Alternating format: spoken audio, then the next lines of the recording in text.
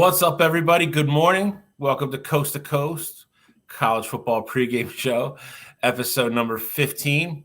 I know it seems like we just left, a quick turnaround after last night's show, but we are back. We are officially at Conference Championship Week. All the big boys play today. We were treated to one major game last night with another, smaller conference championship game as well. So we are well underway.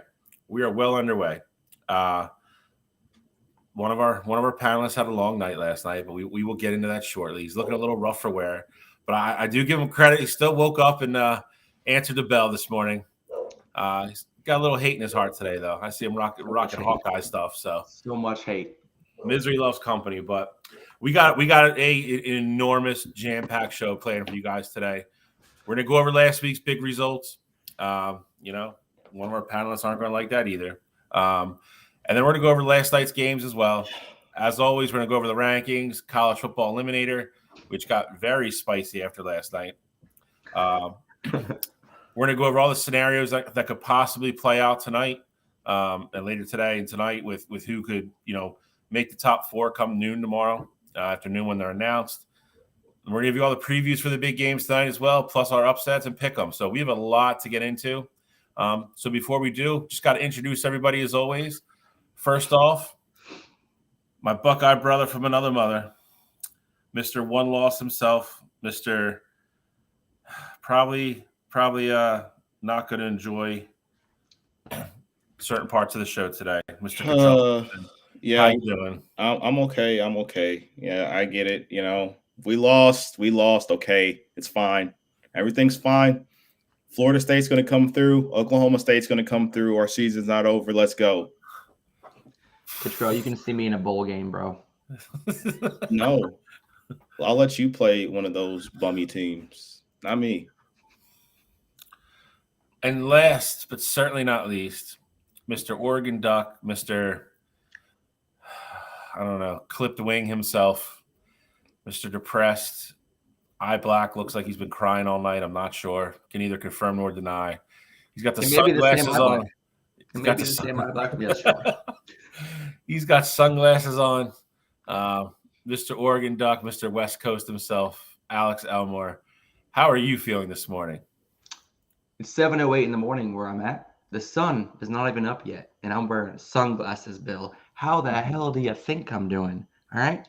It's not been a great night for me. My throat was already ragged from COVID last week, and then I had to do all the screaming at the TV last night. You're lucky I didn't go on TikTok, me punching TVs or fists through walls and TVs, but I'm not a Cowboys fan, so I won't do that. All right. But no, I'm doing all right. It's another beautiful Saturday. I'm rocking my Hawkeyes gear. Go Iowa. Can't wait to get into that game. Cottrell over there looking sad and gloomy, just waiting for it all to be over. And it makes me happy that at least I was in a championship game to begin with. All right. Hey, you better. This fallen angel, I'm done talking for right now. Let's continue with this show because I'm afraid if I get started now, I'm not going to stop. So hey, you better enjoy it while it lasted because it's going to be a while before you see another one. Wow. Oh, we'll see how that transfer portal works out. It doesn't matter how it works out. You guys don't have the horses to compete in the Big Ten yet. So Pac-12 stuff, that finesse recruiting class in the nation next year already. That finesse stuff is fine, but you got to come play with the big boys. We play defense over here. We hit people over here. It's not going to be so easy. I'm just saying. It's easy to beat up on the Colorados, but, Big Ten's not like that. I mean, we do have Indiana, but we'll get into that later, too. Hey, they're going to the Big Ten championship game next year, apparently. So, I don't know. Man, I get trying to make an impression on the new student body that you're going to coach, putting a bullseye on your back from the two best teams in the conference. Not sure. I don't know how smart of an idea that was. So, but we'll get into that later. But listen, we got to get cracking because we do have a ton of stuff to go through. So let's start with last night. We're just going to pull the Band-Aid off. All right. I thought we were going to start with the other game. We're going to start here. Washington, 34, Ducks 31. Washington has punched their ticket to the college football playoff. They are in where they will be seated. It's probably up for a little bit of debate depending on what happens later today. But they're in. They're 13-0, won the Pac-12, won the Pac-12 championship. They're 100% in. That is one of the 4 spots locked up and gone. Michael Penix Jr. had an okay game. I think, me personally, I said it right when it happened. I know you guys agreed. I think it's a fraud that they gave him the MVP. Dylan Johnson should have won the MVP of the game, and I don't think it was that close. Kid was playing on a hurt foot, 28 carries, 152 yards, 2 touchdowns, balled out. I'm not going to get hung up on it. Michael Penix Jr. had no business winning the MVP of that game last night. That being said, I was very clear, not the result I thought we were getting, but I had a feeling this was the type of game we were going to get. Cottrell thought the same thing with the spread. I didn't, I said it on last night's show. I don't like when you're the second team in on kind of like a new game plan. And I feel like Washington looked more prepared to deal with Oregon than what Oregon did to deal with Washington last night. I think in big spots, they definitely had a section of that play sheet that they felt comfortable running to get a big third down or a big chunk play when they needed it. Bo Nix did not have his best game last night. I think his numbers are a little bit misleading. I think in big spots, he definitely didn't play the way he played the last 6 weeks when he took over the Heisman race, took the country by storm. That second line, I think, is a big, I want to say a reason. I think it's a big factor in why Oregon lost this game. And I am shocked with the year that kid had and how much they leaned on him at certain times, that Bucky Irvin only had touched the ball 9 times in the game last night. That was shocking to me. That kid is a playmaker. He's been dynamic all year. That really surprised me. I think that was a hole in the game plan. I think they tried to air it out against a team that would prefer to air it out. And I think Washington took a page from Oregon's game plan, and they were more balanced than Oregon was. And honest to God, I think that really affected the game flow in a positive way for Washington. And I think it's one of the reasons they won. Alex, I'm going to let you jump in here because I'm sure you have a ton to say. I know Cottrell does as well, but this is your team. For lack of a better terms, you were officially eliminated last night. I will let you say your eulogy for your Oregon Ducks there. Is it best to be eliminated early or to be eliminated last? That is the question. And to me, it all feels like crap. So, I knew this game was – so I had a very high hopes going into this game, very confident. You guys saw me on the show last night. I was thinking that 9.5-point spread was where it should be. And if you watched both teams play leading up to last night, and just like you guys, you thought the same thing. Vegas thought the same thing. I knew we were in trouble the second we had 2 straight 3-and-outs in the first quarter. We got the ball twice, ran 6 total plays. Washington out-possessed us by 13 minutes in this game. Essentially, just like you said, the roles were completely reversed. Oregon looked very one-dimensional.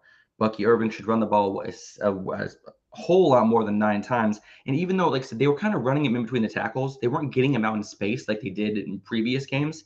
So he wasn't having a lot of success up the middle. He's more of a shifty back that's going to make people that's going to make people miss on tackles.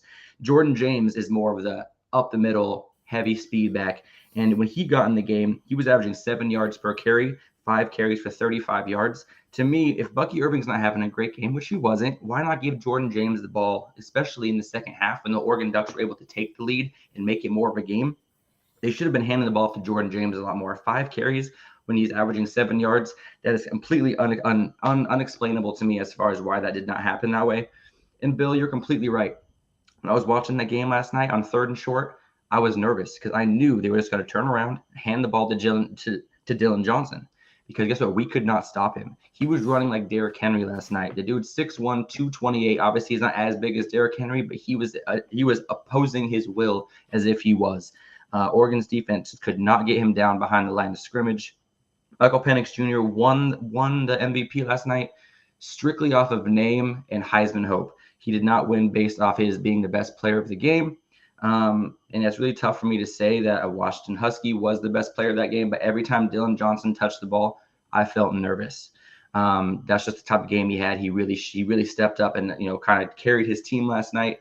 But another thing that really kind of is telling for us is they were not able to get the ball into Oregon's playmakers on the outside. Troy Franklin only had 34 yards and 4 catches. The last 6 weeks, he's been averaging 8 catches a game and over 124 yards. So that right there is a huge telling stat as to why the Oregon Ducks offense was not getting rolling into the second half. And even in the second half, Troy Franklin, even though he did hurt his shoulder, he was still on the field. Why have him out there as a decoy if that's the plan? They have a bunch of wide receivers on the bench, and Trayshawn Holden, who stepped up in the second half, and Tez Johnson, who had the best game out of all the receivers with 68 yards. This game could have gone either way, especially in the second half when Oregon took the lead. But when it came down to it, Oregon did not bring their clutch gene to Vegas with them yesterday. Cottrell, I'm sure you have stuff to add. I know you look at games kind of, very similar to the way I do usually. Very curious to see what you have to say about this. Yeah, so this game is interesting because, again, I think obviously, Washington started the game hot. I feel like they heard all the noise from the outside. Like, Kalen DeBoer definitely had them ready to go there. Like, they think this team's 10 points better than you. Let's go out there. Let's punch them in the mouth. Like, that's exactly what they went out there and did. But then once we got into that second half, it really felt, again, like Oregon is the better football team between these two schools. To me, it just seems like Washington is a bad matchup for what Oregon does. Washington has the explosive playmakers on the outside to beat these Oregon corners. Now, I know Oregon has had a great defense pretty much the entire season. Washington's receivers are better than what Oregon has in the secondary. And with Michael Penix Jr. having the accuracy that he does, he's able to exploit that. Now, I wasn't expecting Dylan Johnson to have as great of a game as he did this time around. First time, he definitely was good in spots, but he wasn't dominant. He didn't impose his will against the Oregon team. In this game, that's exactly what he did. And it was very balanced. It was very complimentary for Washington and what they were doing. But on the other side of things, I don't know why it took so long for Bo Nix to really get in the rhythm. I do think part of that is on Dan Lanning. There were a lot of screens called that game. Earlier in the year, you saw pretty much all season for Oregon. Yes, they would run screens sometime to get their playmakers involved. But the big thing for them was that they were letting Bo drop back and air it out. And so the first half, specifically that first quarter, it really felt like Dan Lanning was being a little bit more conservative because the first game they lost by being as aggressive as they were. So it kind of felt like he came out, was very conservative with the play calling, and then they got down big, 20-3 in the first half. Like that's a steep hole to climb out of. Now, obviously they did. They were up 24-20 at a point in that game, but I feel like that definitely set the tone, at least for Oregon, early on. Now, for Washington, I got to give them credit because even after they let up 21 unanswered, they were ready to answer the call. They went right downfield, scored a touchdown, got right back up. And then from that point forward, they really didn't look back. So I was surprised that Bucky Irvin and his usage only get 9 carries, but you could tell early on he wasn't the guy. It was Washington game plan well for him. Alex, you just mentioned their backup running back's name, but he was running more effectively than Bucky Irvin in this game. So I kind of understand why he only had 9 carries.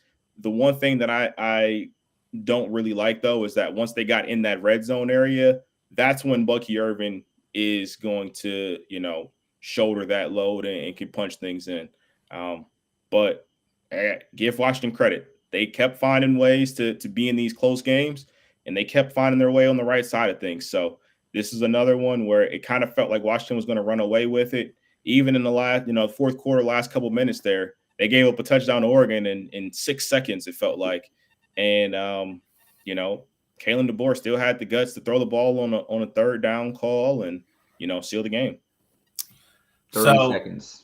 A couple things, I want to jump in here, then we can move on to the next game.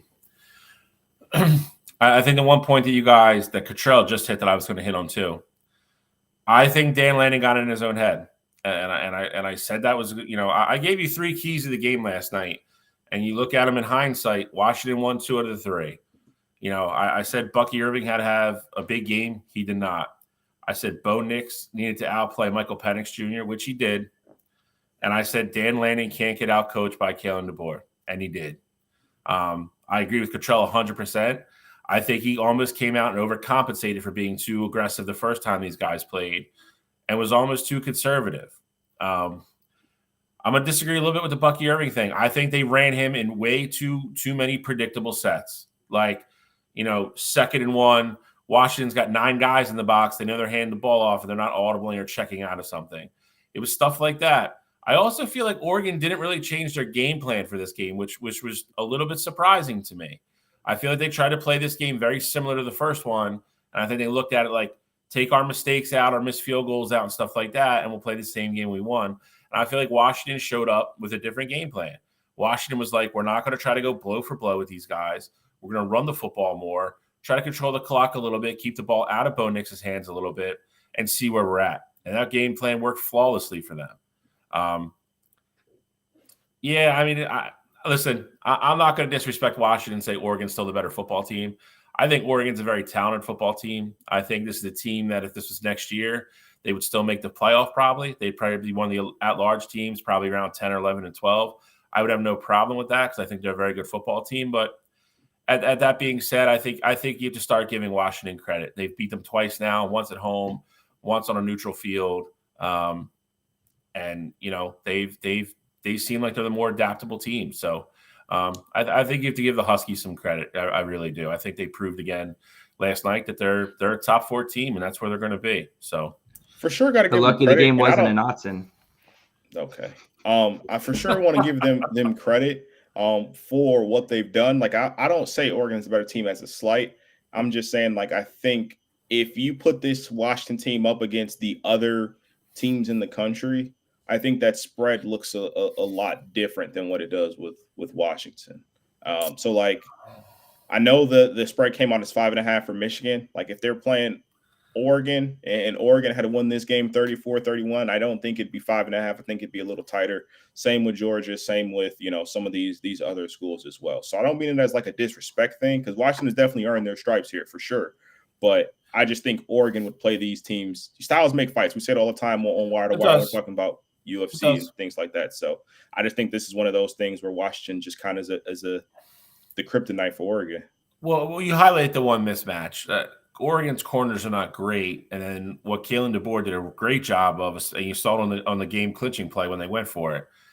He made one of Oregon's safeties come down and cover one of those wide receivers every time, and it was just a huge mismatch.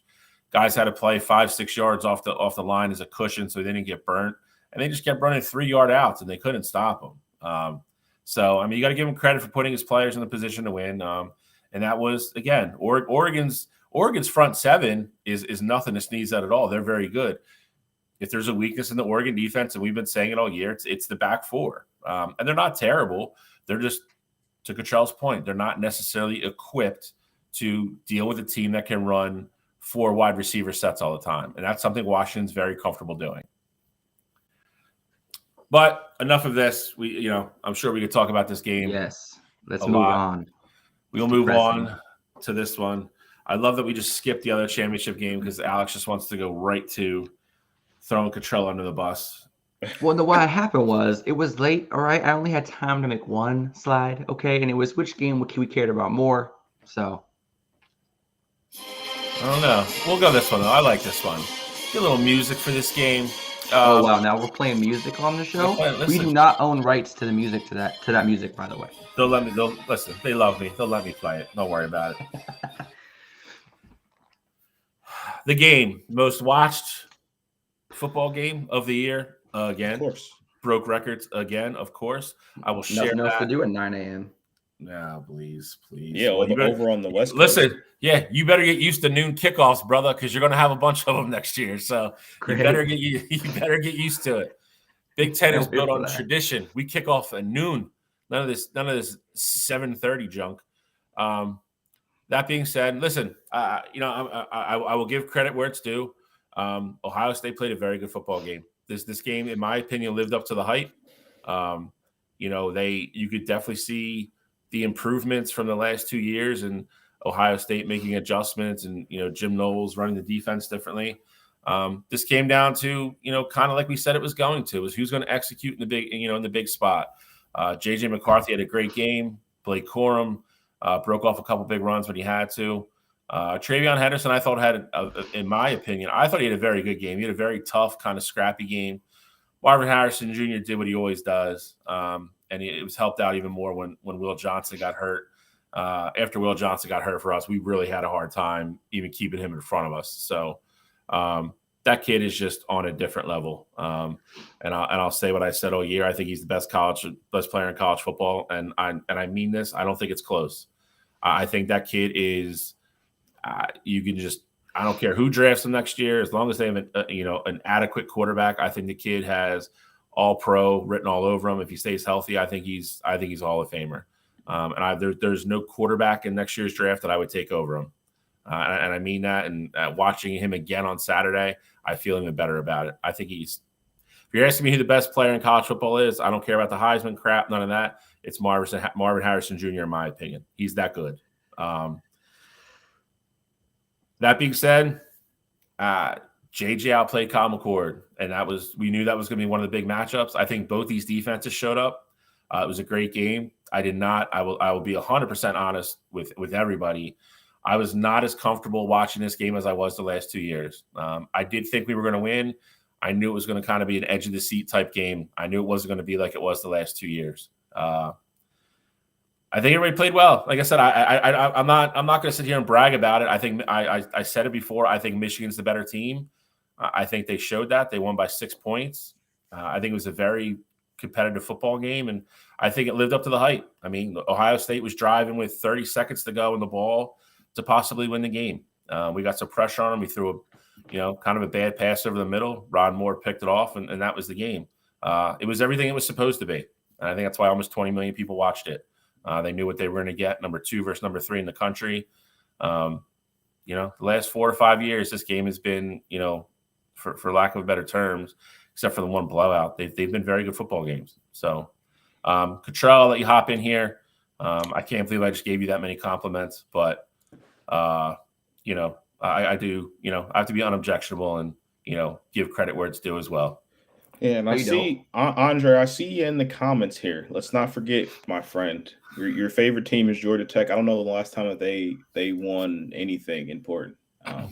You get to hang your hat. Maybe, this year, I guess, you can be happy that, I guess, Georgia Tech didn't lose by 50 to Georgia. I guess that's something without Ladd McConkey or Brock Bowers, So be proud of that. Your Falcons are 5-6. I understand you hate on winning football. Browns 7-4.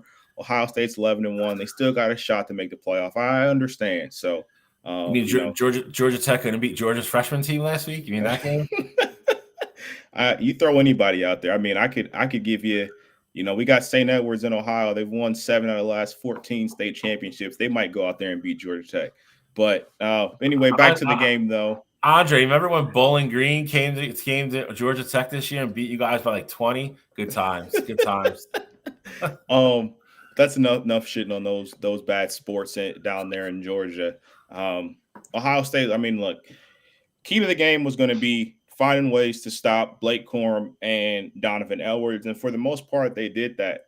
It was very interesting to see that after Zach Minter got hurt, Michigan went out and they scored the very next play. I kind of thought it was going to be the reverse side of things where it's like, hey, he's clearly their best lineman. Maybe they're going to be able to take advantage of this matchup here. You hold them to 3 points there. Maybe it's a slightly, different ball game. They were obviously already in the red zone, but got to give Sharon more credit. He was very aggressive as an interim coach. I know it could be potentially tough to be in that spot because if you're aggressive and it doesn't work out for you, hey, everyone's at your head. They're talking about, Jim wouldn't have done this. And, maybe we win this game if Jim's on the sidelines, things like that. So he stuck to his game plan. I'm sure beforehand they told him like, hey, be in our spots. We're going to pick and choose, but we want to be aggressive when we can.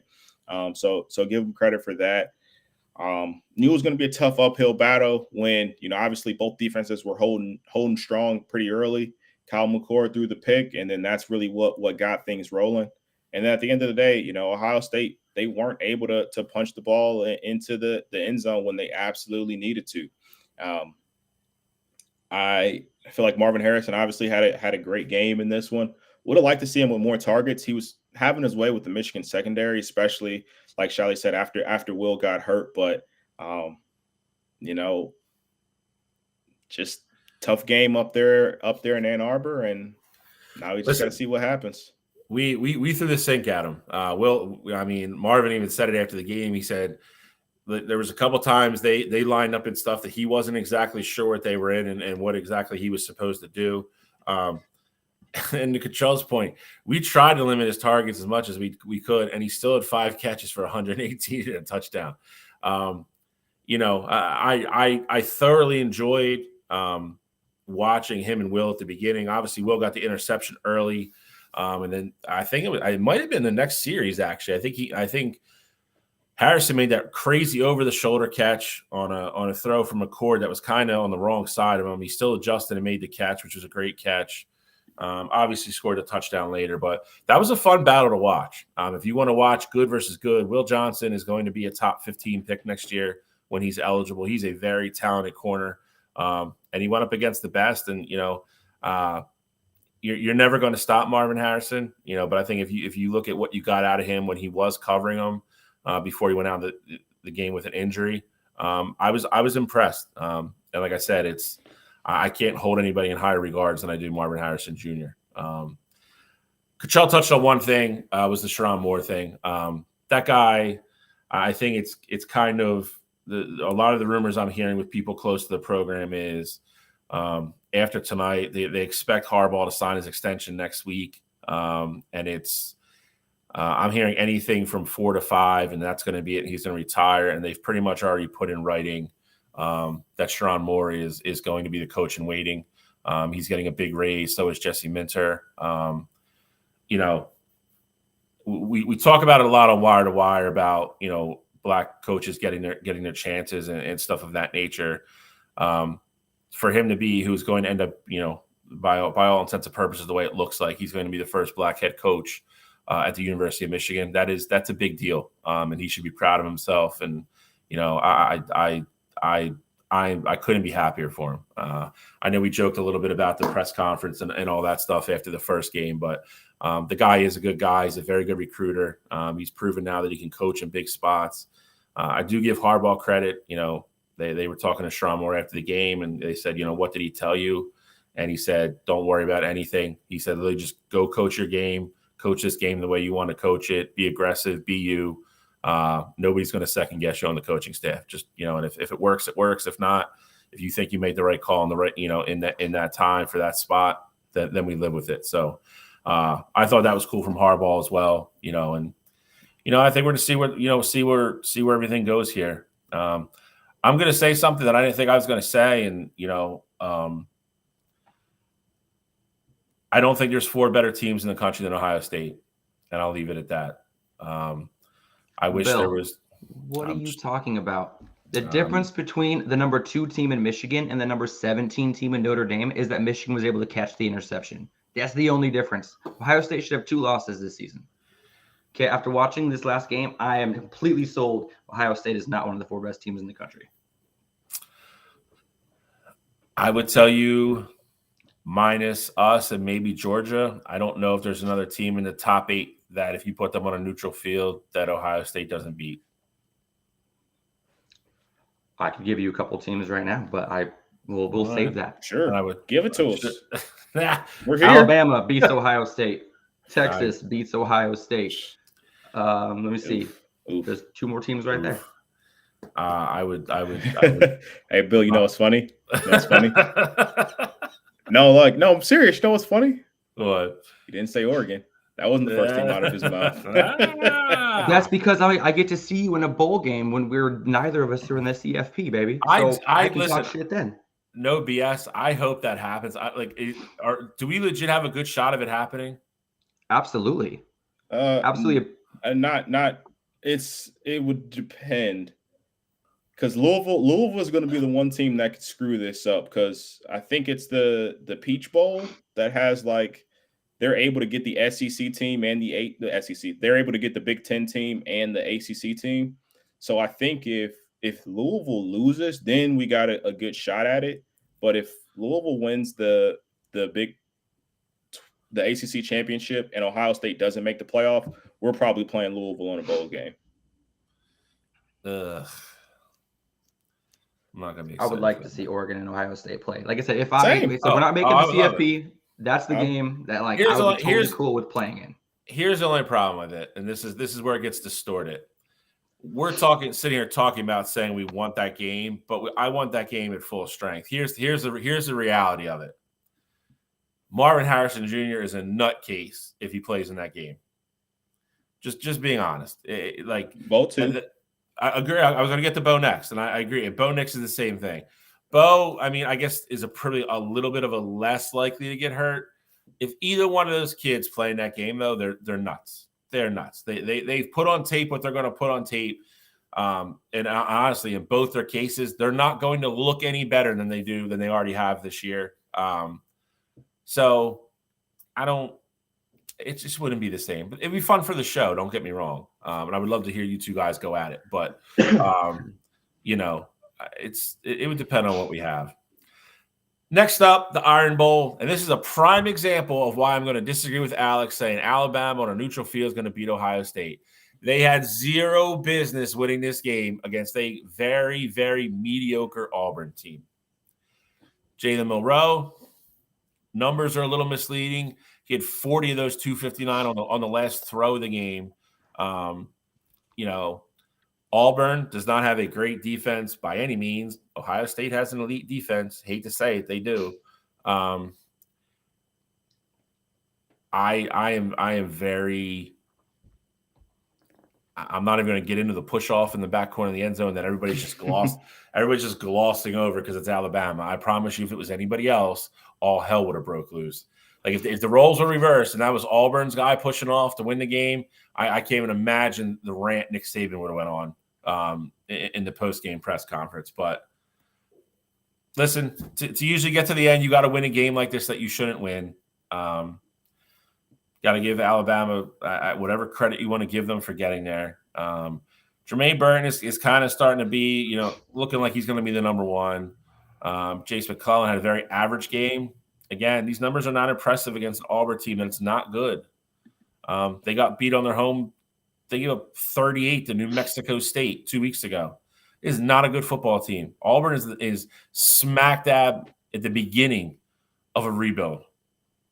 Alabama pulls it out. They're going to play Georgia today. I don't know. You guys can talk about it. I was very underwhelmed. I'm not going to give away too much, but we get to pick them. But I don't know. I think it's if you could put the one thing this game showed me, if you can get Alabama behind the sticks and put them in predictable situations, they are a very beatable football team. I mean, like I said, I watched this game, and the craziest thing about the fact that this score is as close as it was, and that Alabama had to come down to basically a 4th and 30 throw in the corner of the end zone to win this game, is that Auburn had 3 turnovers, 1 fumble, and 2 interceptions lost. So Alabama completely dominated. Oh no, he froze on us. He froze, kind of like legs Oregon and his arms defense last night. Man, I can't wait till we talk about Iowa. Okay, anyway, where was I? Oh, yeah. So, like I said, the game was crazy. I was watching the game. My daughter called me. I answered. I went back. Alabama was leading. Like, that's how quick it happened. I was on the phone for 13 seconds and missed the play. Had to go back and find the replay.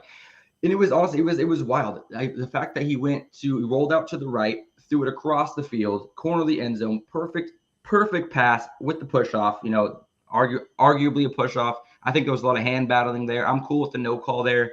A deciding play like that to come down to a penalty call, that would be a rough pill to swallow after watching that game. And realistically, Alabama was Alabama had its most penalties of the season with 8 for 72 yards. They did every single thing they could to hand Auburn this game, and they still came out and pulled it out. Just like you said, with Michigan pulling it out over Ohio State, Washington pulling it out a close one over Oregon, these games are going to happen. Alabama was already looking to the SEC championship past Auburn, and I think Alabama comes out, swinging hard this game today, which we'll talk about in a little bit. But I'm okay with this 3-point win for Alabama. Auburn played tough, and I think that's honestly, a good segue into next year. Auburn battling Alabama tough, going to a bowl game, and I think they'll go into next season with a chip on their shoulders, and I think we'll see some better results next season. But like I said, this game was a great game to watch. I'm glad that it came down to as close as it did.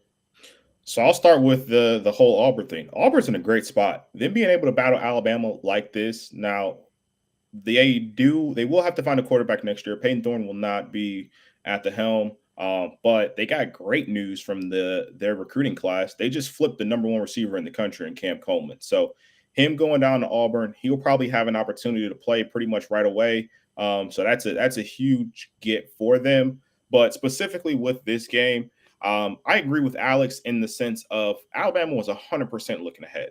It was a situation, and we've talked about other games as well, like our Superdog picks. Why did we all cash on our Superdog picks last week? Most of these teams were looking ahead to the following week if they had something to play for. So I agree there. Alabama was definitely looking ahead, and it's a rivalry game. We knew it was going to be a close game. I'm pretty sure, if not all 3 of us, 2 of us picked Auburn to cover that spread. Now, we didn't think they were going to win the football game, but we thought they were going to cover because this is just that kind of game.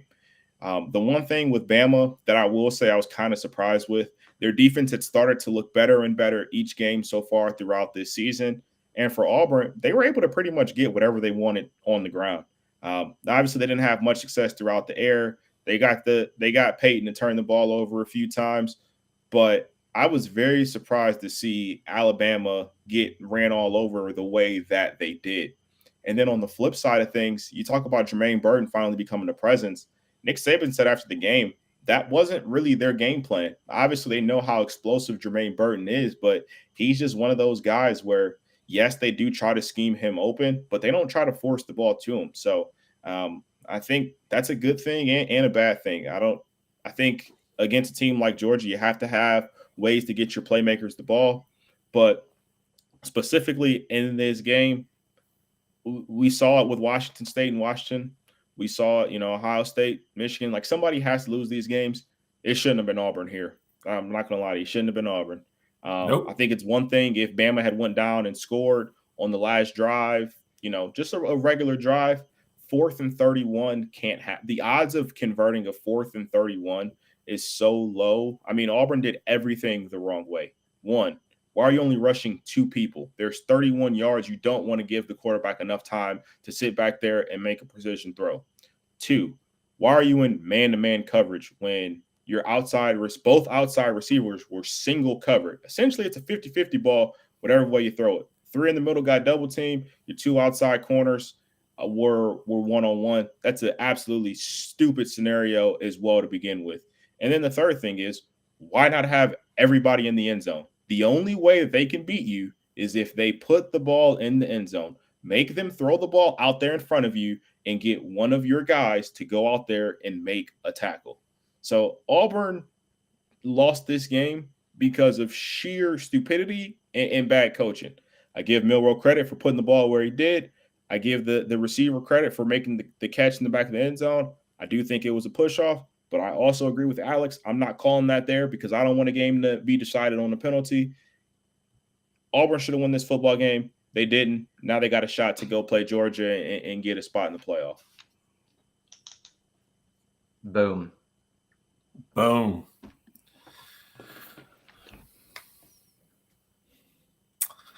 All right.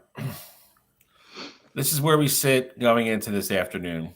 Obviously, Washington is, like I said, is kind of cemented in there now, somewhere in that top 4. Depending on what happens later this afternoon. Oregon is going to drop a little bit. I'm not sure how much. Again, that will depend on, I think, what happens this afternoon as well. 9. They'll go to 9. I don't think so. I think they'll be the top-rated 2-loss team. So I think they'll sit at 8 with everyone bumps up behind them. I think they'll sit in front of Missouri. If they're staying consistent with what they are, if Bama loses, they should be ahead of Bama. I don't know. That's why I said 9. Foreshadow. Jesus. I went over this on Wire to Wire. I think coming into this week, Michigan should have been 1. They have the best resume between them and Georgia, pretty much in every single category. It's really not close. Obviously, if Georgia beats Bama tonight and we beat Iowa and they wanted to flip-flop them back, I would have been fine with that. I think we're leaving Georgia there just because at this point now. And I'm sure that a lot of that has to do with they want them to get whoever's in the 4 seed. So maybe that'll happen. Maybe it won't. We'll see. Other than that, I mean, I don't have a whole lot. I mean, it's kind of the drum we've been beating on. I mean, Tennessee's still down there. Tulane won another game last week. They still didn't move up in front of anybody. It's just a joke. Kansas State lost, didn't they? I think they did. They lost their last game. They're still ranked somehow. Like this is a joke at this point. These bottom teams. It's just atrocious. Liberty won their championship. Liberty won the championship last night. They're 24. They haven't moved up yet. Obviously, these will change tomorrow. The last ones will come out tomorrow. But some of these teams got to move. Kansas State, I think they're another one. I think they're 7-4 now. I mean, they can't be ranked. They lost on their home turf to Kansas. Like enough is enough. 12 and up. I think we're okay. Again, I don't think Missouri is better than Penn State, but they need to put some respect on SMU, man. SMU should be in that 25 spot over Kansas State. Agreed. You're not going to get an argument from me. Me and Cottrell were very adamant about this on Wednesday. I want to see SMU. Give me James Madison. Give me Liberty. Give me Tulane. Those are the teams you should have 20 through 25. If you're a 4-loss Power 5 team, then you're not good because you're not playing more than 3 or 4 good teams a year. So you probably lost all your games against good teams, exactly like Tennessee. Tennessee's best win is Kentucky. The other 3 games they had that were against good football teams, lost every single one of them, got blown out in every single one of them. They shouldn't be ranked. It's just enough's enough. It's just enough's enough. So I don't want to get hung up on this too much because we got to get to it. We're going to get – go ahead. I was going to say, now that we're here, though, do we want to talk about scenarios here now that we got like the full rankings in front of us? Do we want to like wait till the game previews are done? Like how do we want to do it? I was going to go to Eliminator next, and then we could do scenarios after that. Because we do kind of have one team that's 100% in now. So that's why I said I don't want to get hung up on this too much. We go to Eliminator next, move who we got to move, and then we could kind of go through everything through here. So, Shell wasted no time putting that red X to Oregon either. He did that before the game even started yesterday, just in case. He might have. You never know. So here's what we got left. Washington. I don't know if we give Washington like a gold star or how we're going to do this. Washington's in. They're 100% in. They could be anywhere from. I guess they're VIP. I guess in theory they could be 1 if both teams ahead of them lose. I was going to ask what's the scenario where Washington can get into 1, but like you guys said, we're going to talk scenarios here soon, so we won't get into that.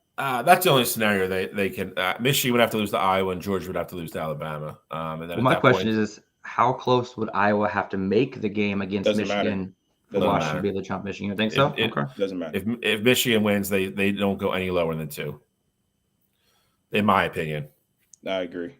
But Washington's in. Washington is, I guess the one advantage of playing on Friday night is your job is now done. They can sit back today and just relax. They don't have to worry about trying to get people. They're not in Cottrell's shoes, like praying for a miracle. They won their game. They're in. They can relax, have some pizza today, and just sit back and enjoy a great day of football.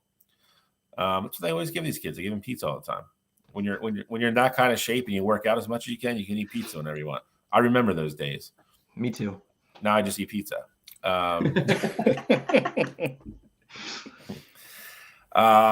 So Alabama, they have. They have they hold the destiny in their hands today. They control their narrative. Florida State does as well. Texas, I guess, is still the oddball looking in here. I disagree with that. I think Texas is the one that controls their own. They need help. Everybody needs help. Outside of Florida State, everybody needs help. Georgia and Michigan have the easiest thing here. If they win, they're in. Facts. The next three is where it gets sticky. And Washington, for lack of a better terms, took some of the chaos away from this today. You know, if Georgia wins, Alabama doesn't matter. They're gone. Then it comes down to that Florida State game. If Florida State wins that game, Texas isn't getting in. I hate to say it, they're not. Agreed. So that's what I'm saying. So Texas doesn't hold their future in their hands. They need to take care of their business at 12:15 today, and then they become the biggest Louisville fans in the world. I'm saying I think if Bama somehow beats Georgia, I still have Texas ahead of Bama because head-to-head matters, and the committee is doubled, tripled, quadrupled down on that. I agree with you, but does the committee all right, let's get to the fun one. Michigan wins, okay? So they're locked in at least number 2. If we're going to play the game of Alabama wins, I'm all for that. Let's do that. If Alabama wins, Michigan goes to 1. We agree? Yes. I would say Washington has to go to 2 then? Yes, undefeated. Okay. And we're saying, what are we saying at that point with Florida State? We're saying they win?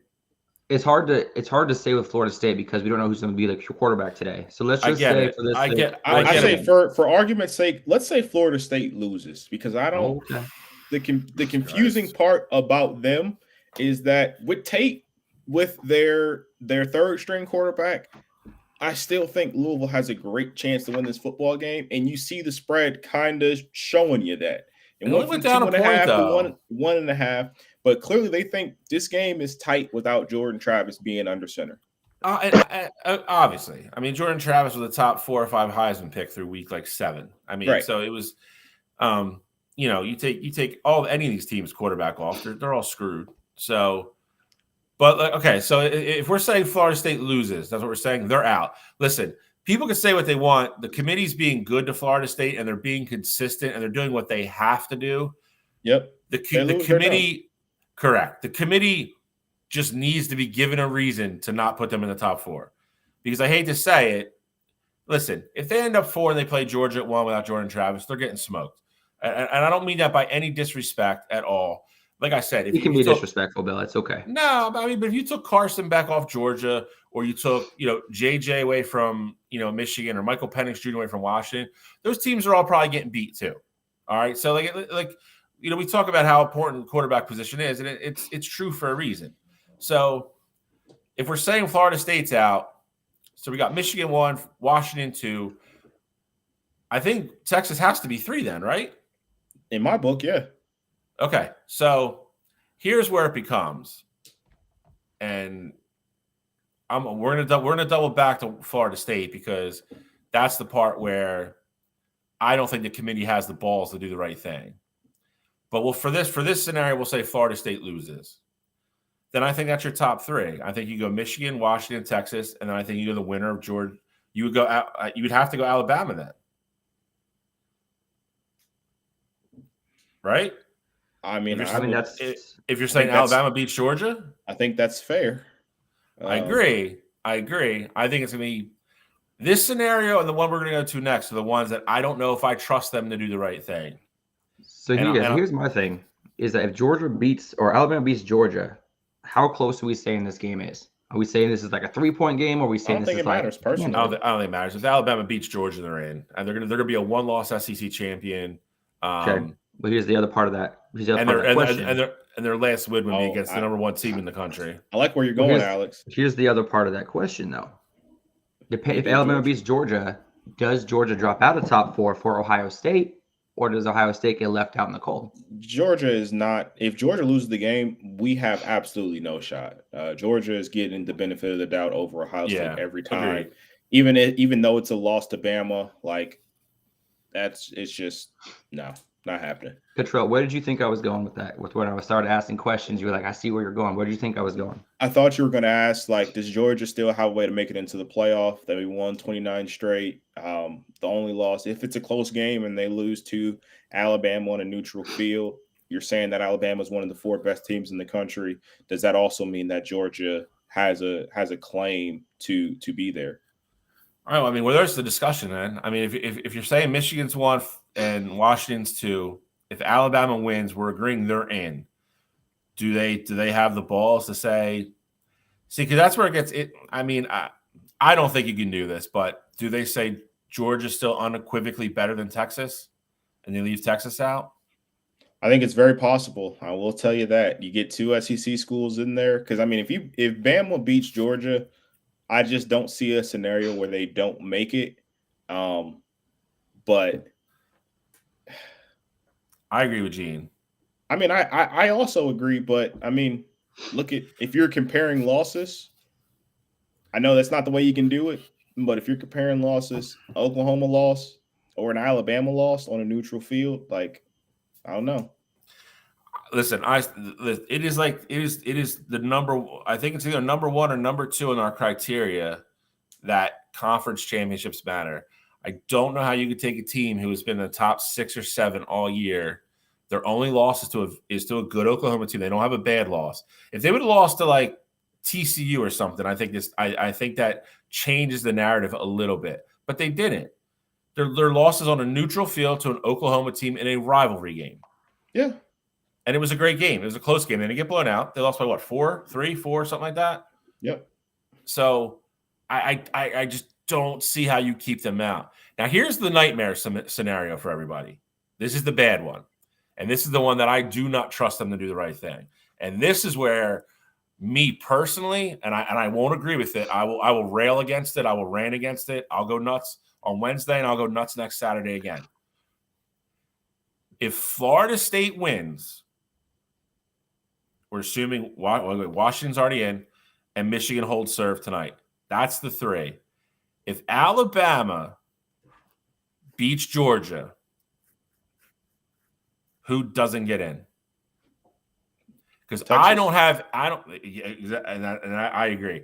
I don't have any faith in hell that the people in that room have the balls to sit there and say an SEC team is not getting into this year. And it'll be wild to me that you're going to go, okay, they both have the same record. Texas actually has better metrics. They have a head-to-head win. Well, where do you get to that? They both have conference championships at that point. And then you have the ultimate tiebreaker, which if I was a committee member, I'd be like, oh, you know what? I don't have to make a judgment call here. These 2 teams played on the same field and played against each other. Alabama was home and Texas beat them. Texas goes. And I don't think they'll do it. I really don't. I think come tomorrow afternoon, if that's the way this plays out, I absolutely think they will screw Texas. And I think it will be monumentally just an absolute shitty thing to do because of the SEC money that's going to be in that room and the bias. If they do it, I can't even imagine like the things that are going to be said. Like, and I think it would just be awful if they do it. I mean, shoot, there's talk about Florida State going undefeated and still being left out of the college football playoff. I don't know if you guys heard that. I don't buy. Wouldn't that be wild though? Because I said, depending on who's quarterback, like how well they play against Louisville. I get it. I mean, that would be interesting. I agree with you, but the reason these other arguments hold more water is because they all have a loss. You can't tell these kids that went 13-0, won the last 2 games without their star quarterback, that they're not getting in. That isn't actually a harder argument for me to understand than it would be to leaving out Texas or an SEC team because they did lose a game. When you lose a game, you do lose a little bit of control of what happens and the way people view or the way they want to seed you. If you go down all that criteria, they check every single box. They went undefeated. They did everything they were supposed to do. You can't not put them in. You can't. Gene, that doesn't matter, though. It's definitely still getting screwed because Texas and Alabama played each other. If you have the same record, you both have conference championships, and you have a head-to-head, it shouldn't matter who's got the better win, who's got the better loss. Tiebreaker should always be, and they even say it like in the committee bylaws that the head-to-head matchups matter. And that's why they've stayed consistent so far with Texas being ahead of Alabama. Alabama's had some good wins, since Texas has had that loss, and they've been consistent. They still been consistent and not put them ahead of them. So I think it would be absolutely wild for Bama to jump Texas? Like what's the argument? The argument is, hey, we have a better win than you. Okay, hey, we beat you. We're better than you. We beat you on your home field. So how are we not in the playoff? Yeah, I mean, if you're a committee member, the last thing you want to do is at the end of the year to have to go through Gene's scenario where there isn't a head-to-head game and be like, okay, like, am I That's weighing? different, though. I agree, but Gene's thinking in that is correct because that is how they would have to do it. If they didn't have the head-to-head game, it is, do you rank the better win better or or who has the better loss?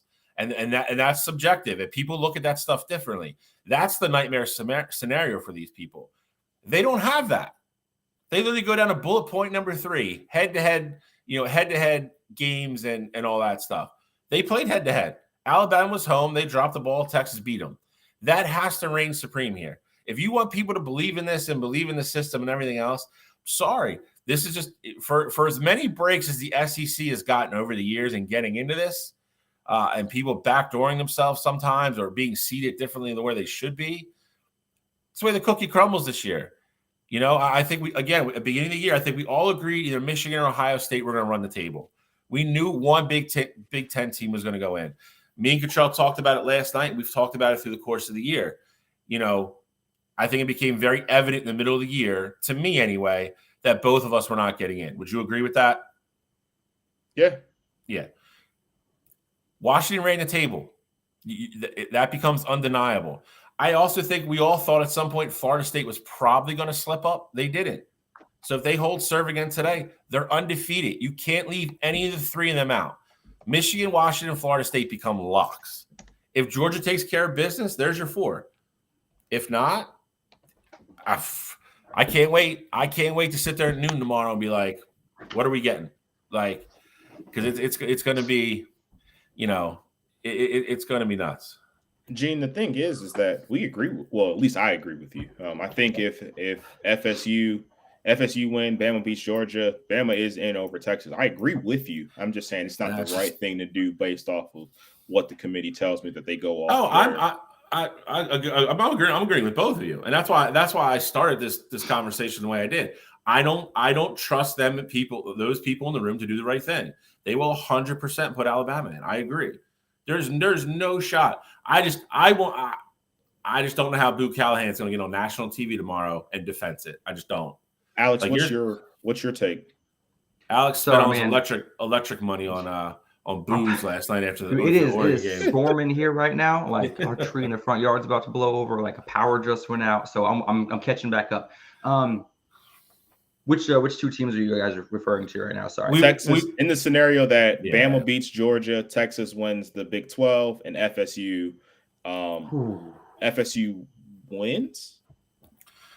Yeah, I mean, that's a tough one. That's a tough one because obviously who gets in, Texas or Bama, for the last spot? So here's the thing. I honestly do believe the score of the Bama-Georgia game will determine that. Because, yes, Texas – hold on, Bill. I see you ready to go. Hold on, all right? Yes, Texas has the head-to-head against Bama at Alabama, which is obviously a huge caveat there. However, Alabama, who's one of the hottest teams in the country, obviously last week they had a closer game, but they still able to pull it out.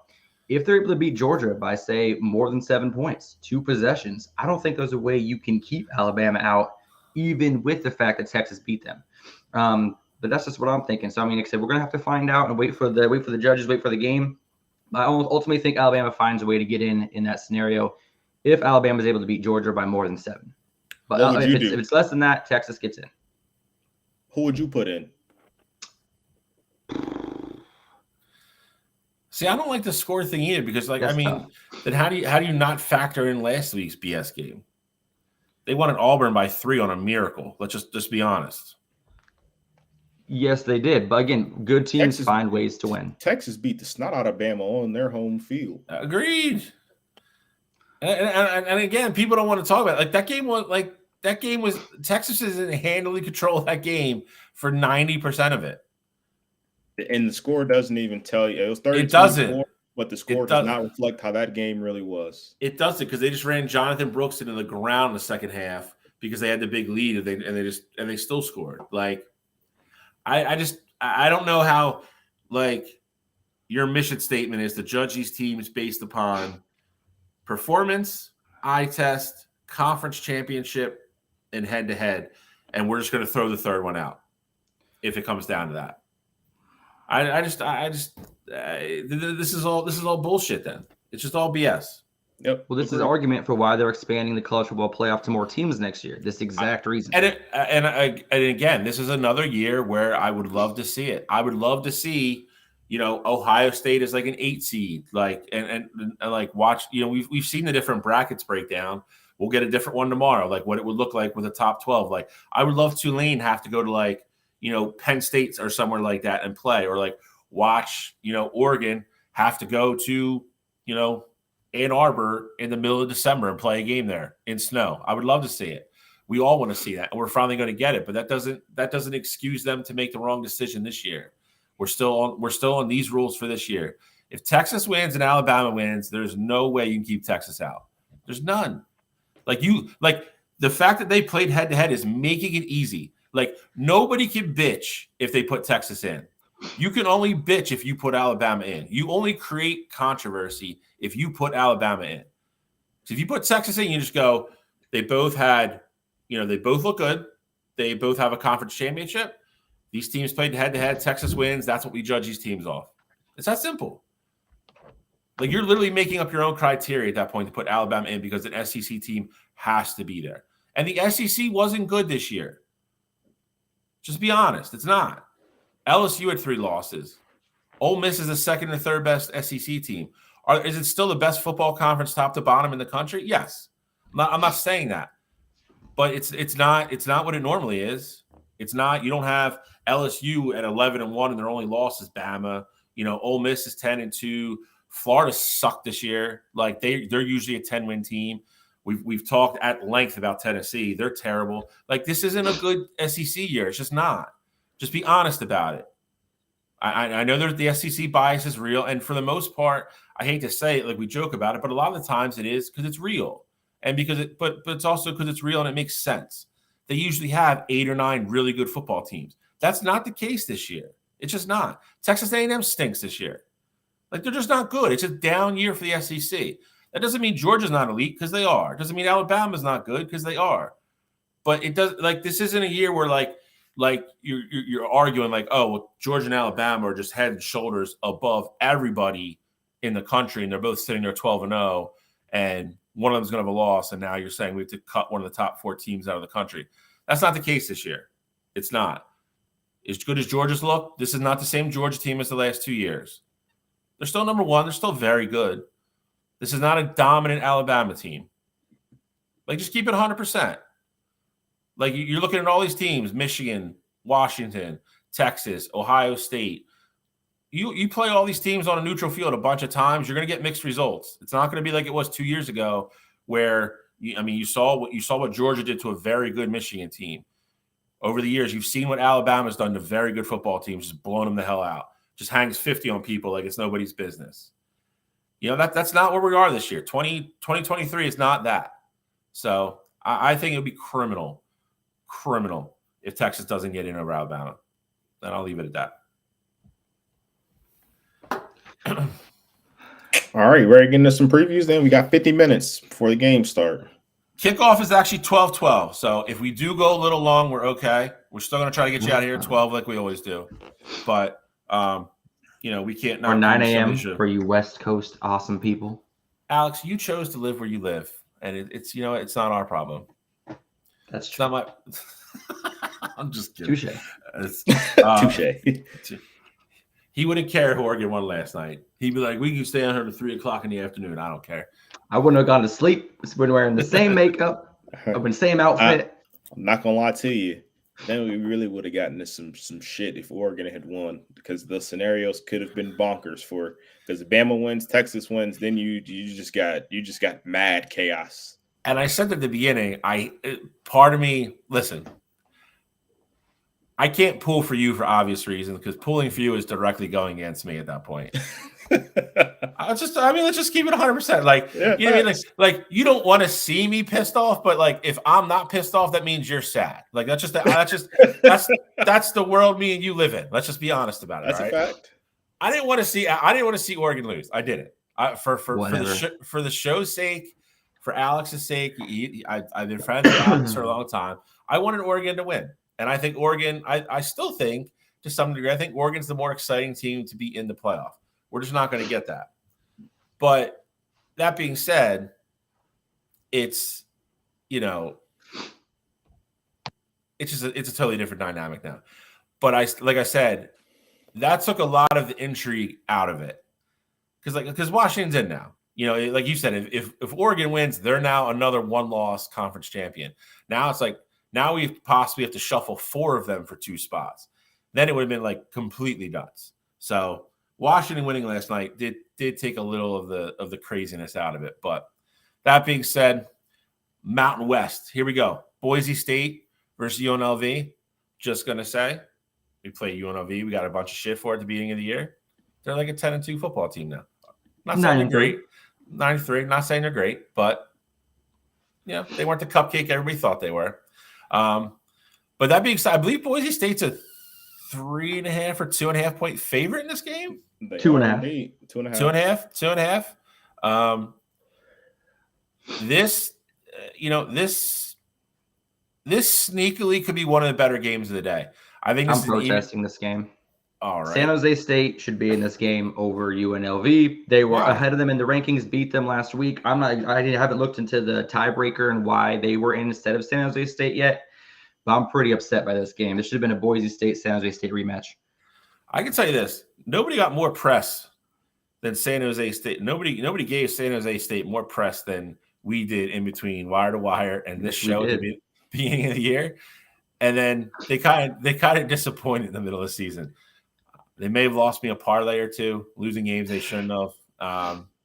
But this is what we got. So this is what we got to preview. We'll look into the tiebreaker stuff later.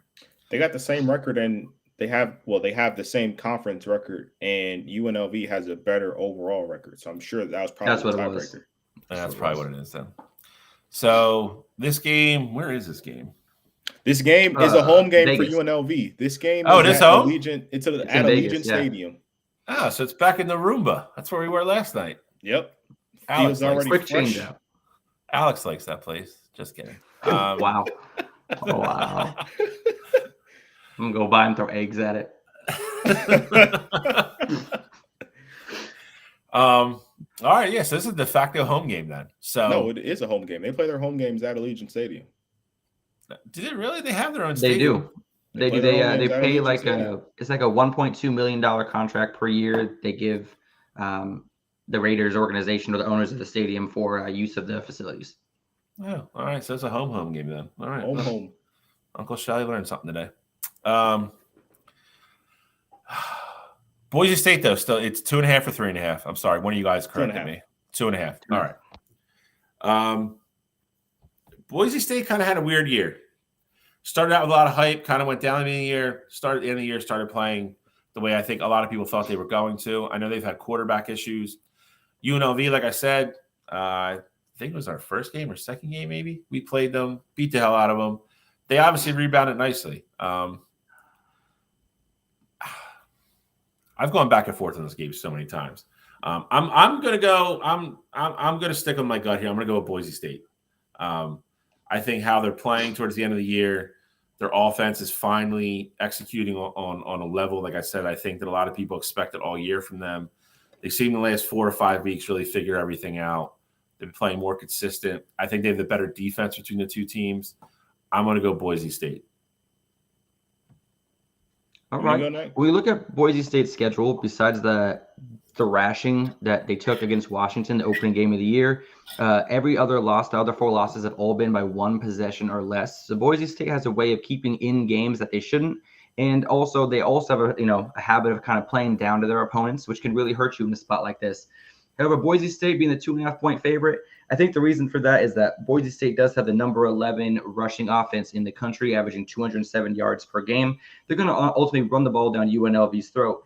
And Jaden Maeva, who's the freshman quarterback at UNLV, has had a fantastic year this year. The problem with him is that he's a freshman and he shows his inexperience a lot of the time. He's had multiple games this season with more than 1 interception. he has a habit of throwing one interception and then compounding that with another mistake on on one of the drives after the fact. And so as long as he can kind of keep his cool, keep his calm, keep his cool, and not throw into too much double coverage that Boise State's like to throw out there, UNLV has a shot. But I do think Boise State's going to run the ball down UNLV's throat and cover that 2.5. Well, I'm on the other side of you guys. I got UNLV here. I think UNLV is going to be able to put up points against this Boise State team. And I just like everything surrounding this game for me feels like it's going to point to a UNLV win. It's a home game for UNLV. Boise State is running out there with an interim head coach. Their head coach from the start of the season is not on the field with them this game. Now, yes, they have found ways to win games these past few weeks here, but I do think that matters. And then for UNLV, Alex, you mentioned it with Maeva. I understand that he does turn the ball over, but every game UNLV finds ways to put points up on the board. So, I mean, they haven't scored less than 30 in a month and a half. So I really feel like UNLV is going to be able to impose their will on the scoreboard against Boise State. I think, Maeva is going to end up being probably the best player in this game, win that MVP award after the game. And I got UNLV winning by like a touchdown or so. Ooh. See, here's my problem with that. All right, last week UNLV had a home game as well against San Jose State, which I just mentioned. San Jose State won that game 37-31. What was the one caveat of San Jose State's offense that they were really able to exploit UNLV's defense with? And that's their run game. Kyrie Robinson had his best game of the season last week, running 17 times for 168 yards. San Jose State averaged 5.8 yards per carry last week. UNLV's run defense is suspect as all hell. I think Boise State's going to have no problem moving the ball. I'm seeing almost 300 yards rushing from Boise State's offense today. My one counterpoint to that, and I love that we're getting so into this Mountain West football here. My one counterpoint to that, if you ask me who has the better offense between San Jose and Boise State, I'm rolling with San Jose State. So I do think it's going to be different with Boise State this game. All right, so we got a little split panel. I love it. Split panel is always good for the show. Woo-wee. Sunbelt. Talk about people that don't deserve to be here. Yeah, the two teams that are going to win a championship that should be going to James Madison. That's what I can't wait till Cottrell goes because I'm going to rip him apart. Go ahead first, Cottrell. Let Cottrell go first. Wow. What? Wow. Let Cottrell go first. I feel like You'll find out. You'll find out. He feels like he knows where you're going. And no matter what he picks, his overall sentiment is the same as mine, and it's 1,000,000% correct. James Madison Dukes should be in this game. Who beat James Madison, y'all? Who cares? It'd still be Appalachian State. Appalachian State beat James Madison. They're 7-1 in the conference, and they have a better record. Appalachian State. It don't matter. I'm just saying, if James Madison is not going to get in, the team that beat them, I have no problem them being there. Because that's not how this works. It's not how this works at all. It's not how any of this works. Also, I know James Madison was told before bumping up at a level, hey, y'all can't play in the conference championship for 3 years. So they should have known what to expect to begin with. I mean, that doesn't make it right. I understand they knew the rules. Doesn't make it right. Just put that on the list of this game. Put that on the list of the shit NCAA does wrong list. That'll be a whole show in itself. Game. All right, let them have that. Yeah, after public pressure out the wazoo. It wasn't even public pressure. The reason why James Madison is in a bowl game is because not enough teams qualified the 6 wins to be bowl eligible. If you had 4 more teams win one more football game, James Madison would not be playing in the bowl game. So it's not like the NCAA just did the right thing. It was like, hey, James Madison actually earned it, because if you look at the records of other people for the at-large, bids, they qualified there. So the NCAA didn't do the right thing. Don't give them credit for that. I'm not giving them credit for anything. And not to mention that if you can make the exemption for that, if you're letting them play in a bowl game, then how do you not apply that same logic to the conference championship game? If you're saying at the beginning of the year they're ineligible for both, but you just bend the rules. And why are they bending the rules? Because they're going to let them play in a bowl game. It's another bowl game that then happens and takes place, and the NCAA makes more money. It's a joke. But again, we'll leave that for the NCAA show. Cottrell, you've been called out, so apparently you're previewing this game first, so go ahead. Yeah, so I mean, I think this game it sets up to be rather interesting. And as much as I personally don't believe Appalachian State should be here, I got them winning the football game. Appalachian Oh, State is wow. a team that scores, over 30 points a game here. And I fully believe they are going to be able to run the scoreboard up on this Troy team. I do think this will be one of the more exciting games of the day. I got to be in a high scoring one. Troy also, they had a phenomenal year this year. They're 10-2. But at the end of the day, I think Appalachian State, they're going to be able to put up 35 points in this one. And I think that's going to be enough to ultimately capture the Sun Belt title for them.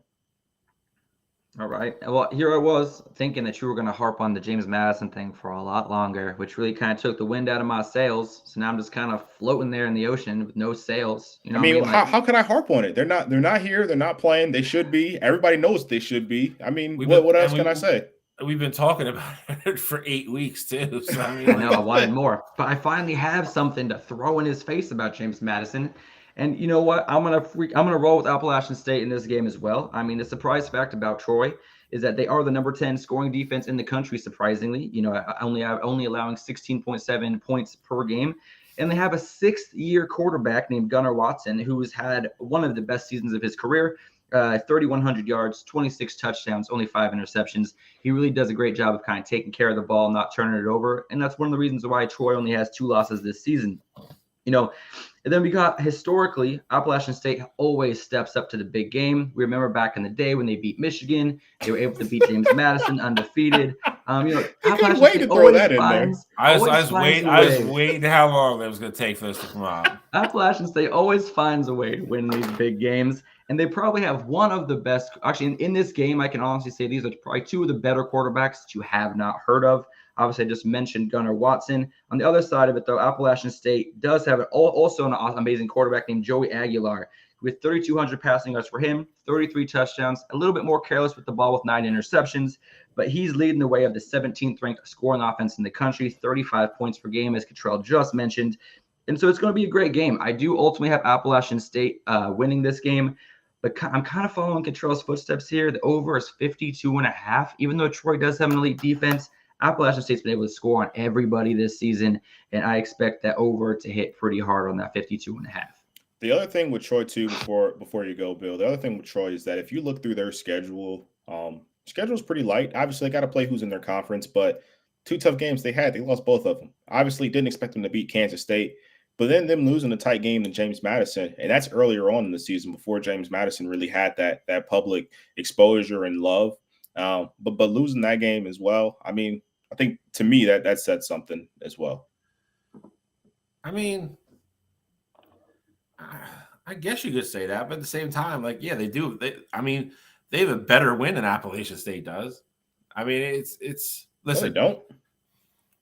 James, did you watch the Appalachian State James Madison game? Absolutely. James Madison should have won the football game. Exactly. He's BS. I'm not. That was a fumble on the goal line. Damn it. It was. Yeah, fumble. No, it was not. Listen, here we go. We already talked about their defense, all that. Here's what I'm going to say. Alex beat me to the punch because he woke up this morning and chose violence. And that's fine. It's understandable. Your team lost last night. You're grasping at straws. I understand. It's the first – you're going through the first level of recovery. And it's okay. Been 12 hours, Bill. It's fine. 12 hours. You're still bleeding. I understand. You're still bleeding out. I understand.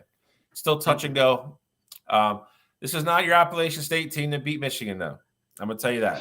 This is not even as strong as the team they've had the last couple of years. They're relying on the run more so now than they ever have before. I like this Troy team. I'm going to take Troy. Troy is in my pick'em, so a little foreshadowing there. But, dude, the quarterback's name is Gunner. You can't pick against that. That's like having like a pitcher in baseball named Ace or something like that. Dude's a stud. He's the best year of his career. Doesn't throw interceptions. Doesn't make mistakes.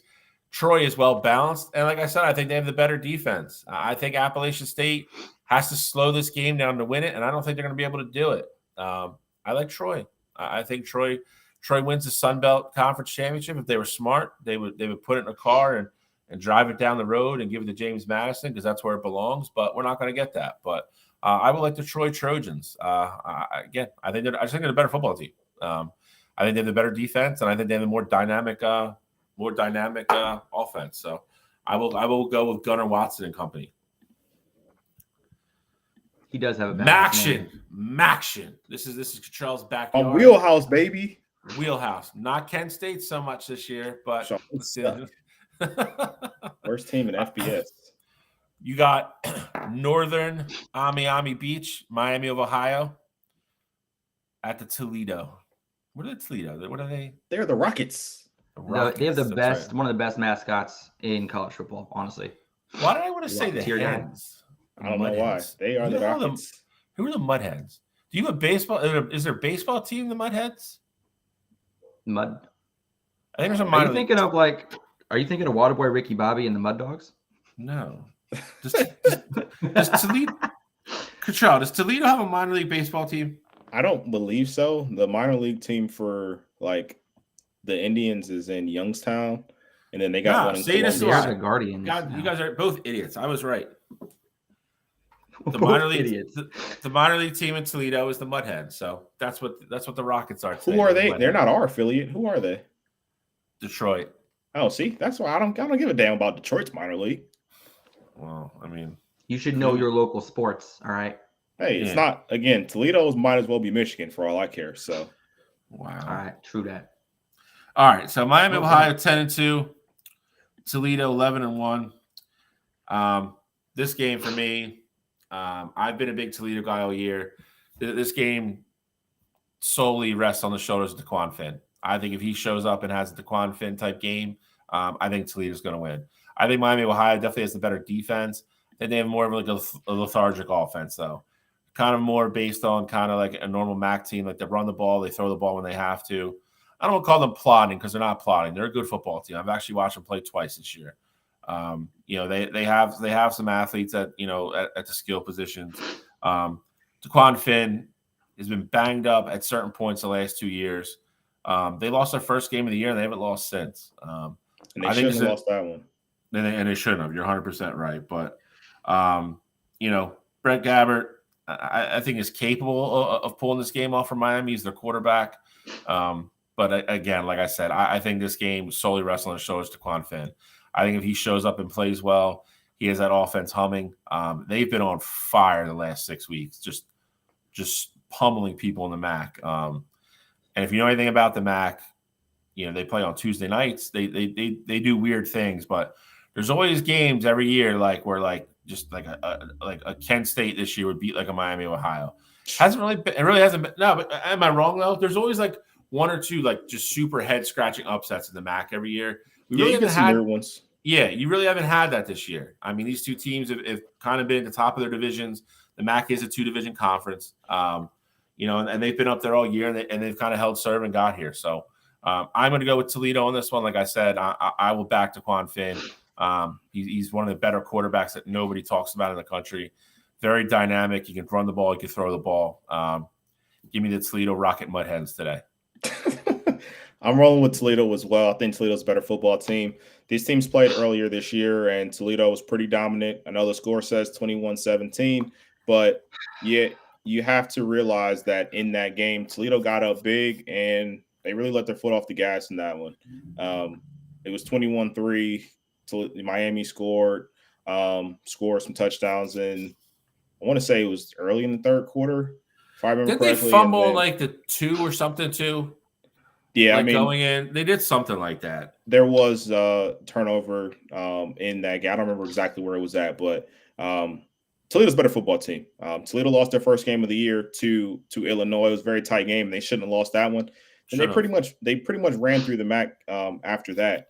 Now, Miami does have a good football team, but Bill brought up a great point for me. I think DeQuan Finn is the best player in this game, and he's going to get Toledo to 12-1 being MAC champions. The funny thing is with the MAC, typically whoever you think is the better team, they go out to the championship game. They play their championship games in Detroit, and they usually go out there and win. So I think Toledo's a better team. So I'm rolling with Toledo to take care of business. Mudheads, baby. So the first game, obviously Toledo won 21-17 on October 21st. in this, because I have to kind of looking over that game, this spread of 7 is really kind of interesting to me, especially because defensively at the first matchup, Miami was able to make a really good adjustment at halftime and actually shut out Toledo in the second half. They outscored Toledo 14-0 in that second half. You guys were talking about how the game kind of got out of hand early. No way in college football is a game over at halftime. So you telling me they're taking their foot off the pedal after halftime, I'm calling BS on that. I'm thinking that Miami actually made some good adjustments defensively at halftime and was able to actually slow down that Toledo offense. If Miami can eliminate the turnovers they had in game 1, I think they have a great chance to win. And I like the under here at the 43.5. I think this is going to be a very low scoring game, even possibly lower scoring than the first route, which had 38 points. Toledo was 4 for 15 on third downs.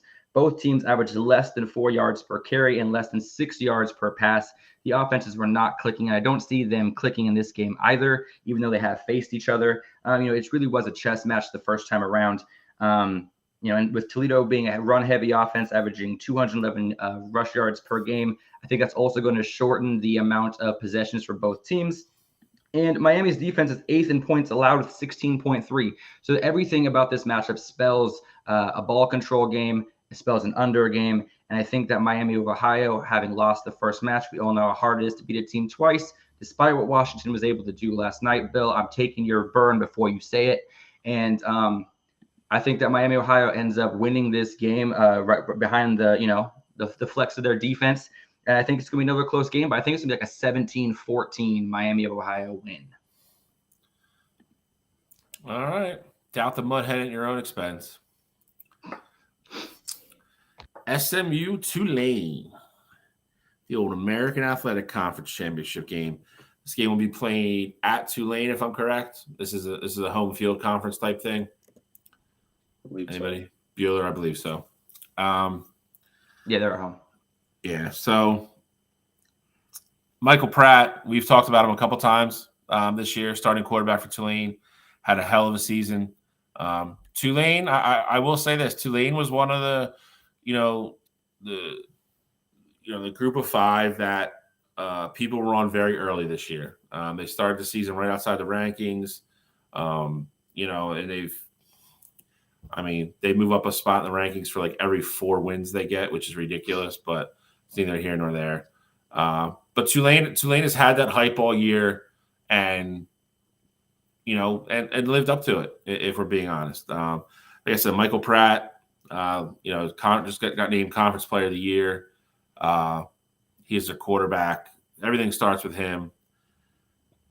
SMU is a team, started out a little shaky this year, and then, again, one of those things, they just flipped the switch and went on a run. SMU, believe it or not, as much as I just talked about Michael Pratt, SMU probably has the more dangerous offense skill position-wise.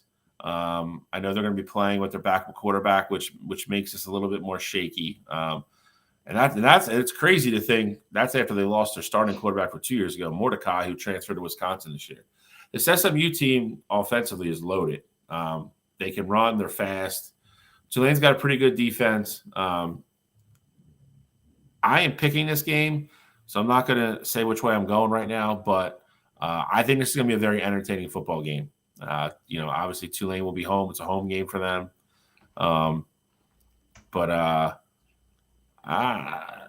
This is truly a coin flip game for me. Okay. Good. Trey, you want to take it? Yeah, I'll go next here. I got Tulane. I'm keep it simple. Got Tulane. Michael Pratt, I think, is going to be the best player in this football game. He's played phenomenal pretty much the entire season. You did see that, obviously, earlier in the year, they lost to Ole Miss. Don't believe Michael Pratt actually ended up playing in that game. I think that was when he was going through his injury issues.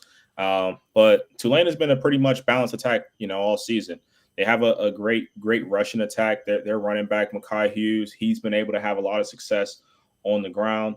And then with Michael Pratt, he's not by no means is he going to be the one to, take off and have like quarterback design runs, but he can run the football effectively in spots. So I think this is going to be a higher scoring game. I got Tulane taking care of business at home. They've been undefeated so far throughout the conference. I think that holds true. And I got Tulane ultimately coming out and winning the AAC championship. I mean, this is one of the games I'm most excited for today. SMU has won me a lot of money this year based on them covering the spread and overs. And so I'm going to keep rolling with SMU right now. SMU's only losses are to Oklahoma and TCU. Both of those games are on the road in both those losses. So going into Tulane, it does spell a bit of a sour point for me with my argument. SMU has a very high flying offense, averaging 291 pass yards per game, good for 16th in the country. And if you think you can just drop another defensive back in the secondary to kind of eliminate those big pass plays, they're also averaging 180 yards on the ground. They have a very balanced, high explosive offense that can attack you from the air or the ground. And I'm very excited to see how they kind of attack this Tulane team, who defensively they're in the top 20, but their offense is very, very lackluster and very average if you look at the numbers. So I don't think that Tulane's going to be able to keep up with SMU's offense today. I'm going to keep rolling with what I've been choosing with SMU all season. That's for them to win the game, cover the 3.5, and the over of 47.5 seems extremely low today. I expect this total score of this game to be up in the upper 50s. And it all starts with Preston Stones, 3,200 passing yards, 28 touchdowns, only 6 interceptions. He's only been sacked 4 times in the last 5 games, and he's only thrown 1 interception in those 5. So he's really taking care of the ball well. The ground game is all running on all cylinders right now. And here's a little fun fact. SMU averaging 41 points per game this season. Tulane hasn't scored over 37 once all season long. That's kind of all you need to know right here. Well, Preston Stone's leg isn't attached together, so he won't be a factor in this game. I actually totally forgot that he wasn't playing today. Doesn't matter. SMU. They won't score 40 without Preston. I'll say that. But I do think the over, though. I do think the over. Oh, Kevin Jennings is their backup. Okay, cool. Kevin Jennings. There we go. Yeah, I mean, he's got very limited use this season. He's only thrown the ball about 32 times all season long. But in his small sample size, he actually does look quite nice. Only 3 touchdowns, no interceptions. I expect him to be able to do some work. Like I said, SMU's offensive weapons, especially in the ground game, is really able to hold up any lackluster effort in the passing game. And I think that they're still going to be able to score with 35 points today. I still think the over is going to hit, and I still am liking SMU today. I'm with you on the over. That's for sure.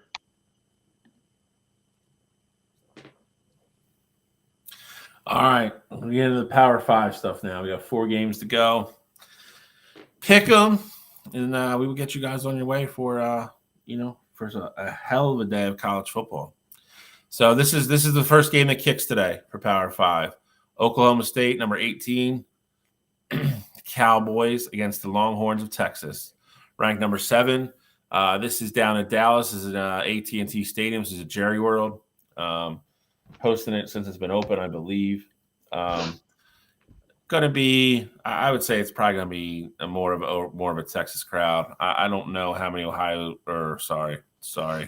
Oklahoma State fans are going to travel. I'm sure a bunch will, but this game to me, listen, I've not been high on Oklahoma State all year. I think they play really well in spurts. I don't think they have the game to put together to beat Texas in 60 minutes. I think Texas is just a better football team. Minus not having Brooks at running back position, they're healthy. Quinn Ewers has looked really good the last 2 weeks. I like Texas here. I like Texas big. I also think kind of what we talked about earlier. I think Sarkisian knows he's got to score kind of style points on this one. So he does not want this to be a 30-27 game come the end of the game. If he can win this game by 3 touchdowns plus or run it up or do whatever he's got to do, I think he's got to take every chance in the world to do it. That being said, again, I think Quinn Ewers, Xavier Worthy and company, I think they have a big game. I think Texas defense has enough to definitely frustrate Oklahoma State and slow them down. They're very inconsistent. They really had no business beating BYU last week to even get into this game. I was kind of happy about that because I thought we were going to get a Texas-Oklahoma rematch. But yet here we are. So you got to give them credit for getting here. I just don't think they have the firepower or the consistency or the efficiency to play 60 minutes at a level that Texas can. I just don't think they have that extra gear like Texas does. I like Texas big. Texas makes their statement again in the college football playoff. I'll say Texas 42, Oklahoma State 21. Oh, you got a blowout on your hands.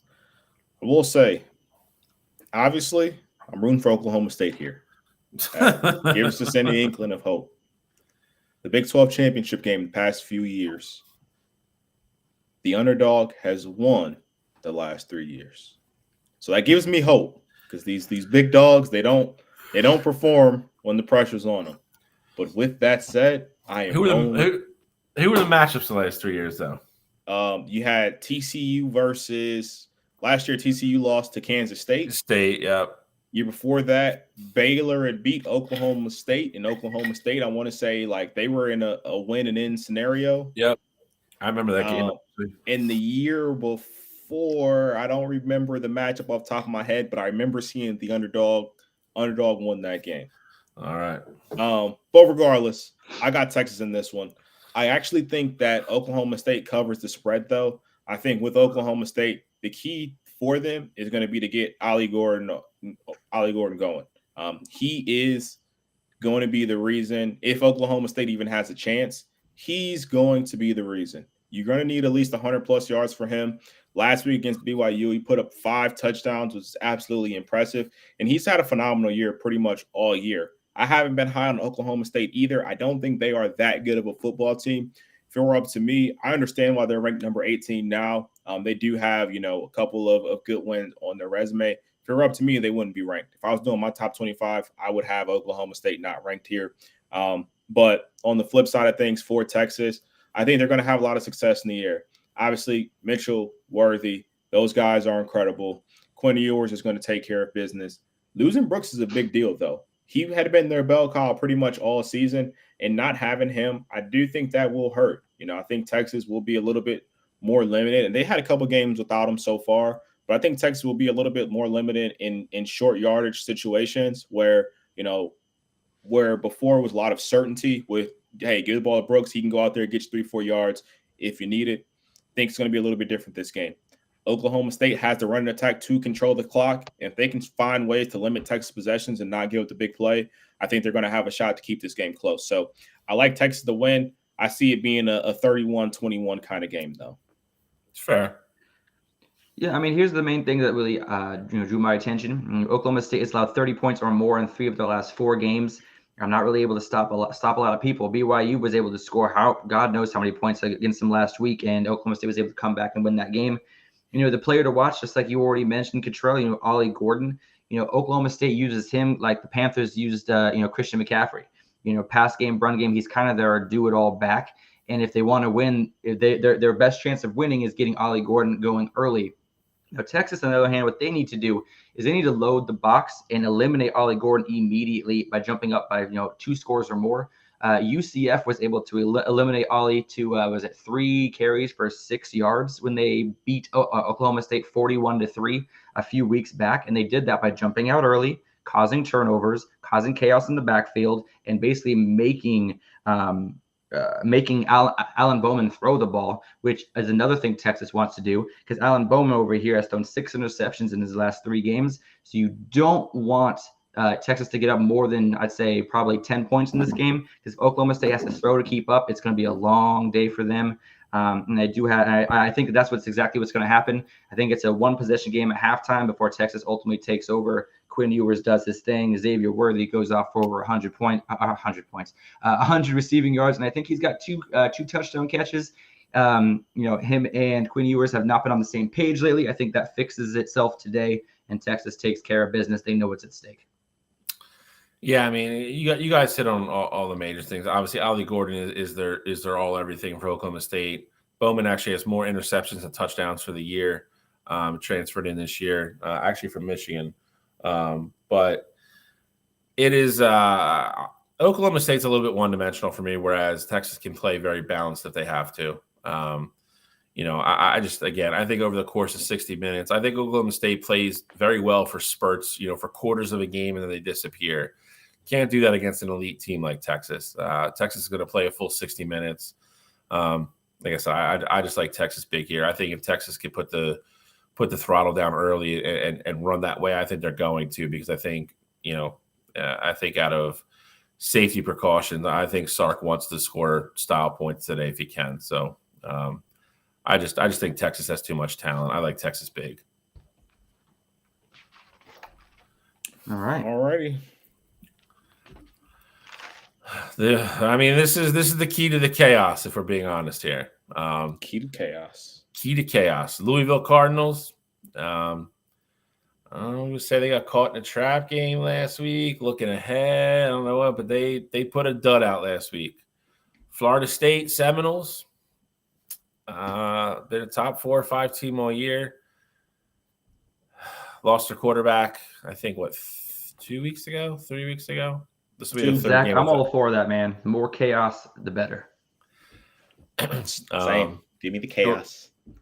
Of course you want that control, Jesus. I want so much chaos. Oregon gets in, damn it. That's teams would have to die. Cottrell needs like picky chaos though.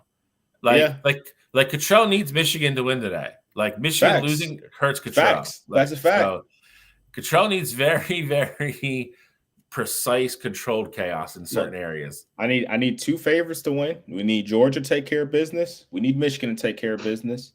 And then we just need Louisville to beat a hobbled Florida State team with their backup, maybe third string.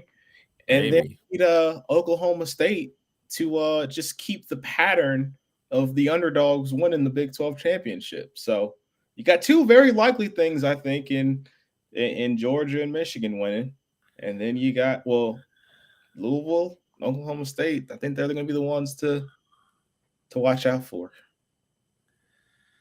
So here's the mystery surrounding this game. We all know Jordan Travis is not going to play. The mystery now becomes his backup, who Tate Rodemaker, he's been there for 4 years. He knows the offense. He's been there since Mike Norvell got there. Obviously not a lot of playing time, but he has played, and then obviously he's played the last 2 weeks. In the Florida game, he apparently suffered a concussion. He got cleared to go back in. Obviously they put him back in because he was cleared to go back in. Apparently after the game, he had more effects. They put him back through concussion protocol. He didn't pass. That's a whole different conversation for a different day. And I'm not saying it lightly. I'm just saying we're going to preview the game for what it is. From everything I've read throughout the course of the week, he's passed most of the things he needs to pass. They're going to run him through stuff today. If he passes, he's going to play. I think he's going to play. That's just my personal thing. I don't know anything unless something's come out since we've been on the air that I haven't seen. They just interviewed his dad an hour ago, and his dad was on Sirius XM and said his son's feeling a lot better, but he's still going through the protocol right now, and the chances of him playing tonight is really at 50-50. Yeah, so it's going to be what it's going to be like. The last thing you have to do is they have to get you have to go through a pretty strenuous warm-up thing. You have to get the body like pretty much operating at, high heart rate per minute. You got to get the body all the way up to that stress level to where these kids play at, and then see how his body reacts, takes a test. If he passes there, he's going to play. If not, they're not going to play him. So that is the intrigue of the game. I believe if he plays and he's okay, which I think he would be at this point, I think they have enough to get it done. I think Louisville had the stinker last week, which really kind of, I hate to say it, kind of blew their season up. They were still on the outside looking in, but if you were a 9th-ranked, one-loss team and you win the ACC, you probably jump up to, I don't know, at least 6 or 7, or you're at least in the discussion. I don't think anybody ultimately would have put him in. But Louisville lost last week, bad loss. And now, they're playing for a trophy. Like, don't get me wrong, there's nothing wrong with being the ACC champ. But that's really what they're playing for at this point. Florida State's playing for their lives. They win. I don't care what you say. In my opinion, if they win, they're in. Their defense stepped up. I will be honest, the beginning of that Florida game last week, I'm like, I was feeling bad for them because I was just like, That's the reaction you get from again, we talk about it all the time. These are kids. A lot of these kids are 18, 19, 20-year-old kids dealing with emotional, loss like that and watching your leader go down in a really bad injury, if we're being honest. You don't know how these kids are going to respond all the time. And I thought the Florida game, at the beginning of that game, had the looks of Florida might come out and steamroll these guys, and this just might be it. They rebounded very nicely, played a really good second half. He got more comfortable, started making throws, and they came back and won the game. You got to give him credit. How that leads into today, I don't know. Again, I don't think you're going to – this game kicks off at 4, I believe. I don't think you're going to know 8. before – is it 8? Yeah, game's a late game. It's a late game. So this is late with Michigan. Who's the – oh, so the Georgia game, Alabama game at 4? That is at 4. I think. Okay, Yeah. so that's the afternoon game. Okay, so this kicks off the same time as Michigan Iowa. Then, if you're a Florida State fan, that's probably a good thing. Gives you 4 more hours to try to get them ready. You're not going to know probably until 7 or 7:15 if he's playing. So if you're betting this game, I would tell you to wait. But that being said, how do you guys think this plays out? Obviously, I know what Cottrell wants to happen. What do you think is going to happen, though? How do you think the game plays out? Yeah, so I'll keep it simple here. I got Louisville winning, and I'm not wavering there. I think with Louisville, they did get caught looking ahead, and unfortunately for them, they weren't in the same boat as Alabama or even Washington to be on the right side of things. And I think, though, the one thing that really does matter for this Louisville team is that they have their best players are seniors this year. Jack Plummer, this is going to be his last chance to get an ACC championship game. Jamari Thrash, technically he's a junior, but he's been in college for 5 years now. So maybe this is time. This is going to be maybe this is the last game for him at Louisville, depending on how the bowl game, stuff gets situated. Jawar Jordan, same thing. This is his 5th year in college as well. Maybe he's ready to go to the NFL. So I do think with Louisville having the leadership that they have, we will see Louisville go out there and win this football game. I don't care who's at quarterback. Florida State really showed me that, without Jordan Travis, they're just a completely different ball game. They have all the weapons. They have the horses to ultimately try and win this football game. But if you can't give them the ball, it's going to be tough to do. Florida should have won the game last week. Don't know what happened in that second half, but ultimately I got Louisville winning this football game. All right. Yeah, I mean, for me, it's kind of like we were just talking about, like, who plays quarterback for Florida State today? Is it Brock Glenn? Is it Tate Rodemaker? Does it really even matter? I'm going to pick this game, so I'm not going to give too much away. But really, the main focus point of this game for Florida State is, can the defense stop the Triple J attack? Jack Plummer, Jawar Jordan, and Jamari Thrash. The Triple J's for Louisville have been absolutely dominant this year, scoring over 30 points in 4 straight.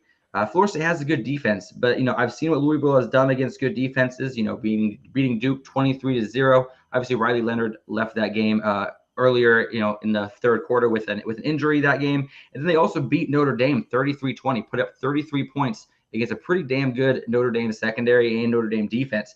So we see what Louisville can do against one of those top defenses in the country. People forget that Louisville has a number 2 defense in the ACC, only allowing less than 315 yards per game. What Florida State's going to do today is they're going to rely heavily on Trey Benson. The problem with that is that besides Trey's 200-yard game versus Virginia Tech, he hasn't gone over 100 yards once this season besides that game. So they're going to rely on him heavily in this game, because especially with the inexperienced quarterbacks. Last week, he carried the ball 26 times, I believe it was, and that's the most he's carried the ball this season. I expect that similar workload, but I do expect Louisville to be able to take away that run game, and I do expect Florida State to have to beat them through the air. Like I said, I'm picking this game, so I'm not going to give away too much, but I think this is going to be, honestly, a defensive battle, and the pick that I will give you right now is that under 46.5 is really grabbing my attention. All right. I'm gonna go on record. I think Florida State pulls it off somehow. I don't know why, who, how, when. I think Louisville is not playing as great as they were, even 3 or 4 weeks ago. I think Florida State just finds a way. I really do. For those kids, I just think they figure it out. Big Ten championship tonight, Indianapolis, Lucas Oil Field, Iowa Hawkeyes 16th. That's a joke. Where's Michigan number 2? I'm going to be very brief on this. I know Alex probably is going to try to make me mad, or try to counterpoint because he wants me to join the sad canoe with him and Cottrell, but it's not going to happen. It's going to happen. I'm not sad. Okay, I'm hopeful. I was sad last week. Now I'm hopeful. I'm going to put it to you this way. Michigan's defense is going to dominate Iowa's offense. Let's just get that out of the way. All right. I don't know if you need to see how little faith somebody has in an offense on a team. Iowa's official over-under for points in the first half is a half a point. That's not a joke. That's not a joke. Vegas is not expecting them to score in the first half. Cash that over, baby. We'll see. I don't know if Will Johnson's going to play. I don't think it matters if they're smart. I heard he's a little bit banged up than they're leading on. I would sit him because it doesn't matter. I'll put it to you this way. Eric All, who is a Michigan transfer, he transferred to Iowa with Cade McNamara, who is also not playing. Eric All is Iowa's leading receiver with 399 yards receiving, and he has not played since October 14th. We're in December. 299, Bill. It's That even was lower. 299, even better. That's 6 weeks ago, and he's still their leading wide receiver for yardage for this year. Michigan's going to dominate. I can see this be a low-scoring first quarter. I think Sharon Moore, once he figures out what Iowa really wants to do, I actually think JJ has a big game tonight because I think they're going to throw to soften up that team. And then I think Blake Corum and Donovan Edwards are going to go to work. I like Michigan big. I don't think this game is close. I think as long as Michigan gets off the bus and shows up, I think they win. This is the least intriguing game of the night, and I'm okay with it being that way. I'm set a heart attack on the Ohio State game. Ticker needs a rest for this week, so I like Michigan big, and they're just better in every facet of the game. I know Iowa's a good defense, but I just don't think this game is close, and I'll just leave it at that. And I'll go next here because I'm just going to echo everything that Bill said. I don't think this game is particularly close. I got Michigan. I got them in a parlay actually. I got them on the alt spread at 24.5. I don't think this game is close because Iowa can't score. They weren't able to score against the Penn State defense that isn't better than Michigan's. And so with their backup quarterback with no real weapons here, what am I expecting to see? I think Michigan will be able to put up 30 points in this one. And the thing why I'm so confident in Michigan winning by such a high number is that obviously they know if they win, they're going to the playoff. I think Michigan tries to get up early so that maybe that whole fourth quarter they can rest those guys and make sure they leave this game 100% healthy. So I like Michigan to dominate in this one. I don't know what the over-under is at, but to be honest, I'd be very comfortable with the under because I really think Michigan is going to be the only team that scores. And if Iowa does score, it's only going to be 3 points. All right. Now what everybody came here for, the unbiased opinion of the man. All right. This is why I'm here on the show to give you guys this insight. I'm not biased.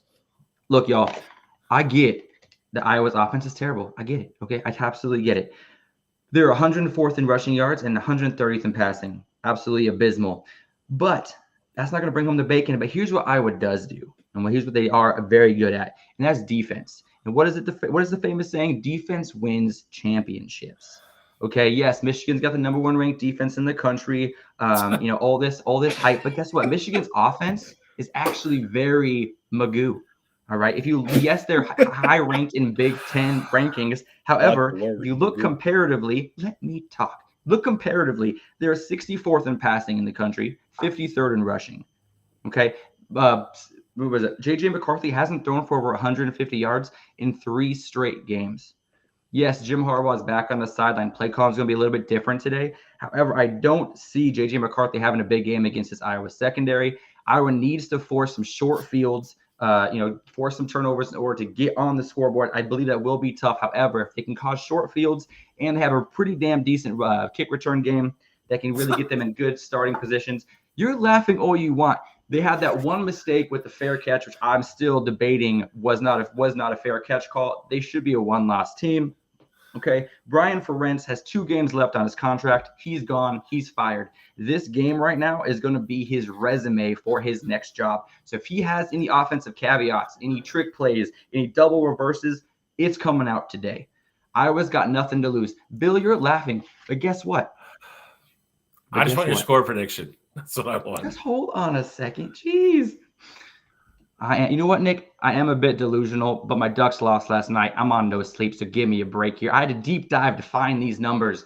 But here we go. Iowa, honestly, I really like their defense today. I do think that the over is going to hit that 35. I do like the over because I do think Iowa is going to be able to get some short field attempts. I think Iowa is going to be able to control. Get that face off the screen, bro. It's hurting my soul. Look, we play these games for a reason, okay? They're 22-point underdogs. Why even play the game if this game's over? It's not. We're playing this game because Iowa does have a chance. Contractually, they have to. Honestly, I just wish this game had Cade McNamara playing. This game, I think, would have a lot closer of a spread. I do like the over in this game. I am picking this game, so I'm not going to say too much. But I do think Iowa's going to give the ball to LaShawn Williams over 20 carries today. They got to create turnovers. They got to shorten the field. And, every second play, excuse me, I can't talk today. I'm so hype. He's trash. Thank you, Nick. I appreciate it. But I do think that Iowa is going to cover that 22 points today. I won't say my score until later, but I'm taking the over. So you're taking the over. You were giving a score prediction for this game before we get off there. Fine. Okay, fine. Iowa 25.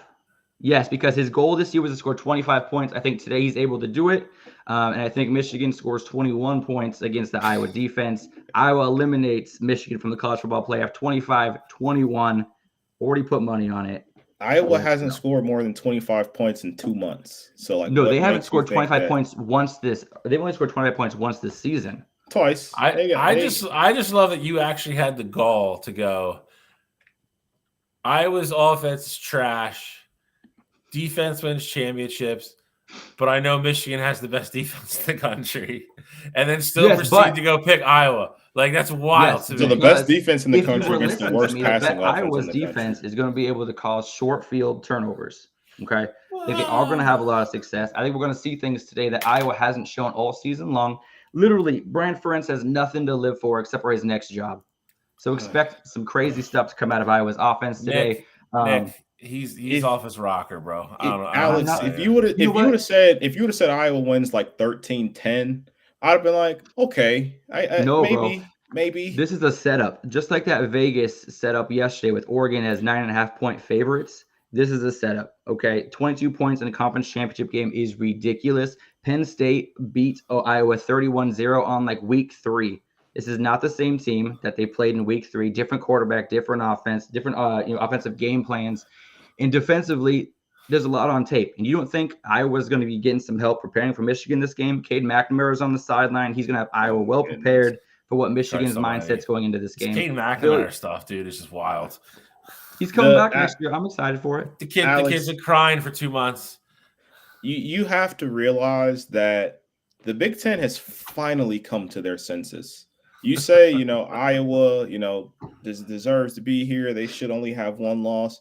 Well, this is the last year where you're not going to see the 2 best teams in the Big Ten play each other. So they finally got it right. And, we get to see another blowout here with Iowa. You saw it 2 years ago when Michigan put up 110 and Iowa scored 3. This Iowa team is no different. I get it. I want Bill to join our misery boat too. But Iowa is the team that we're doing with. Hey, man, look, we play these games for a reason, okay? I'm rocking the Hawkeye shirt today. I'm cheering Iowa on all the way. And, Bill, if and when you lose today, I expect some respect. Okay, and when this game goes the way that everybody thinks it's going to, you're going to get... And that's why this is a trap game, 100%. Everyone thinks one thing, it's going to happen another. All right. Wait. I guess you left out the point when you were going over our offensive stats that they're in the 50s and the 60s. You left out the point that none of our starters played in the fourth quarter till the Penn State game in week 10. Sorry, you left that point out. Anyway, let's go. Last three games, he still hasn't thrown for over 150 yards, and you're going to have to throw the ball today. Doesn't have to, and they're not going to have to today either. Okay. That being said, we go to the game. The caveat, the most exciting, probably most important game of the day, if we're being honest. Number 8, Alabama Crimson Tide. Number 1, Georgia Bulldogs. Mercedes-Benz Stadium down in Atlanta. It's going to be a 50-50 game. I know it's close to Georgia, but Atlanta or Alabama travels well. I'm picking this game. I feel strongly about this game. I'm gonna, for the lack of saving time here, I'm going to just bow out of this, and I'll do my preview when we do pick them here in a couple minutes. Yeah, the status of Jace McClellan will make a huge impact today. If he's going to start, have we heard anything about if he's going to? He's out. Okay, thank you, Trell. Appreciate that. I didn't see anything this morning. Bowers was out last week. He had a bit of soreness last week, so the extra rest will likely have him ready at 100%. Lad McConkey, I believe, is still a game time decision. If Lad McConkey does not play today, that kind of eliminates Georgia's potency. With Alabama able to target, Brock Bowers on the offensive side. Jalen Milroe, who has 439 rushing and 12 touchdowns this season, another 2,500 yards passing. He's really coming to his own as a playmaker. And, normally I would, if Oregon had won yesterday, I'd be feeling a different way about this. But now that I have no, horse in the game, essentially, I'm really able to look at this game truly unbiased. And I really like the way Alabama is playing lately. Obviously, last week's win against Auburn was a much closer game than we anticipated. However, Alabama was able to pull out that win. That's a hell of a momentum shift going into this week versus Georgia. Alabama truly has nothing to lose. I think they're going to leave it all on the table. Nick Saban, he's gonna do his best to out coach Kirby Smart today, and I think he's going to be able to do so. Jalen Milroe, I think, is going to win MVP, and have Alabama upsetting Georgia by 3 points in this game. So I like a lot of what Alex said. I'm rooting for Georgia. Georgia is going to be our meal ticket, one of our meal tickets to potentially get back into the playoff. But I really think this Bama team is a bad matchup for what Georgia has. Jalen Milroe, if Bama wins this game, it's going to be on the shoulders of Jalen Milroe. I think Jalen Milroe is going to have 100 yards rushing. And, I've said it all year with Georgia. The way to beat them is to have a dual threat quarterback that can run and really put their defense in a bind. And Jalen Milroe is the kind of guy that can do that. Now, on the flip side of things against Alabama, the way to beat them is by exploiting the deep ball. If you can attack vertical on them, yes, they have great players in the secondary with Caleb Downs and Kool-Aid McKinstry, but they are susceptible to giving up, the big time pass plays. So I think if with Brock Bowers being able to go up the seam, and Ladd is going to give it a go today, and I do think he will be productive in this game. I think it's going to be a higher scoring game, but at the end of the day, in these kind of games, I trust Nick Saban a little bit more. And I think he saw that tape against Auburn. Both these teams struggled against Auburn, but for me, the more telling game was the way that Georgia looked against stopping that read option and the quarterback design run plays that Auburn had. I think Nick Saban's going to go to that tree, and you're going to see a lot of Jalen Milroe picking his spots. This is going to be the toughest game of Carson Beck's career so far, and I think he's going to show. I think he turns the ball over a couple times. He hasn't had any turnover issues all season. I think this is where it changes. They get pressure on him. He turns the ball over in a spot that you're not used to seeing. And I got Bama winning this football game, although I really am rooting for Georgia. All right. I think it's going to be a very good football game. We can get into pick them now, and I'll go through mine real quick, and I am picking this game, so I'll break this down for everybody real quick. Trell holding the lead coming in this week. Got to see what happens here. I got Superdog by actually, it's probably about down tied on percentage there. We'll see what happens this week. I think this week will decide who wins pick 'em for the year. We're gonna do something for bowl games. We're just not going to include that in our official records, though. So we'll tell everybody what we're going to do next week when we come back on. But Let's get Are we into it. doing Super Dog this week? There's only one game. No that Super qualifies. Dog. No Okay. Super Dog. So here are my 3 games. We talked about all of them, but I'm going Troy -6 at home over Appalachian State. Like I said, I like their offense, and I like their defense better than Appalachian State. This is not the normal Appalachian State that a lot of people are used to. I think Troy takes care of business at home. Second game, SMU +3.5 at Tulane. I'm going to stick with SMU plus the points. I think this is another very good football game. I think all the smaller group of 5 games later today are all very good games. I like SMU. I like their explosiveness. I know Tulane's at home. I know they have the better quarterback. Just think SMU, just the way they've been playing, they've really seemed to figure out their offense. And that even includes last week with the backup playing. So I will take the points on the road against Tulane. So give me SMU +3.5.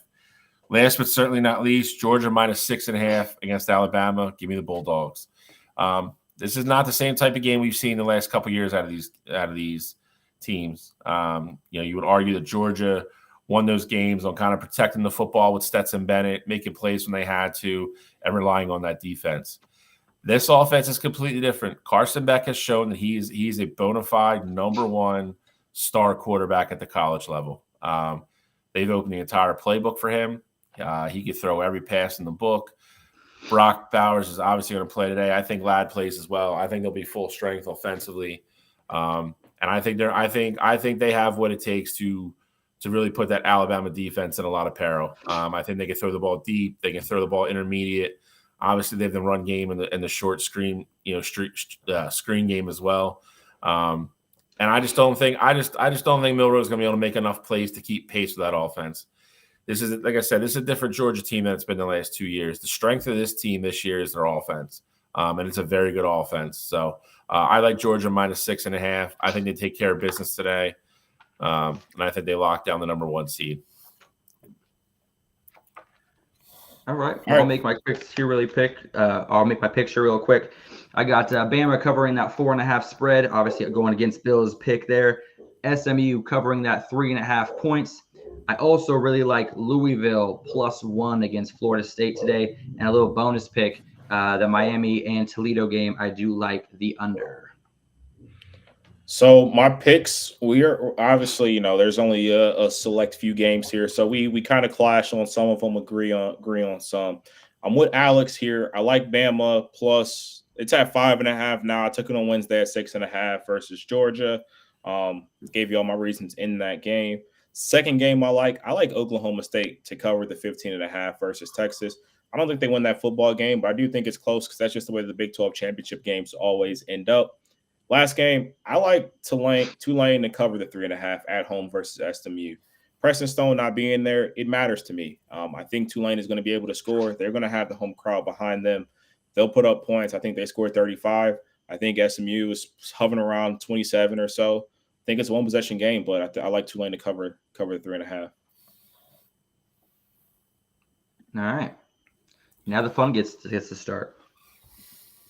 There we go. I don't have anything final.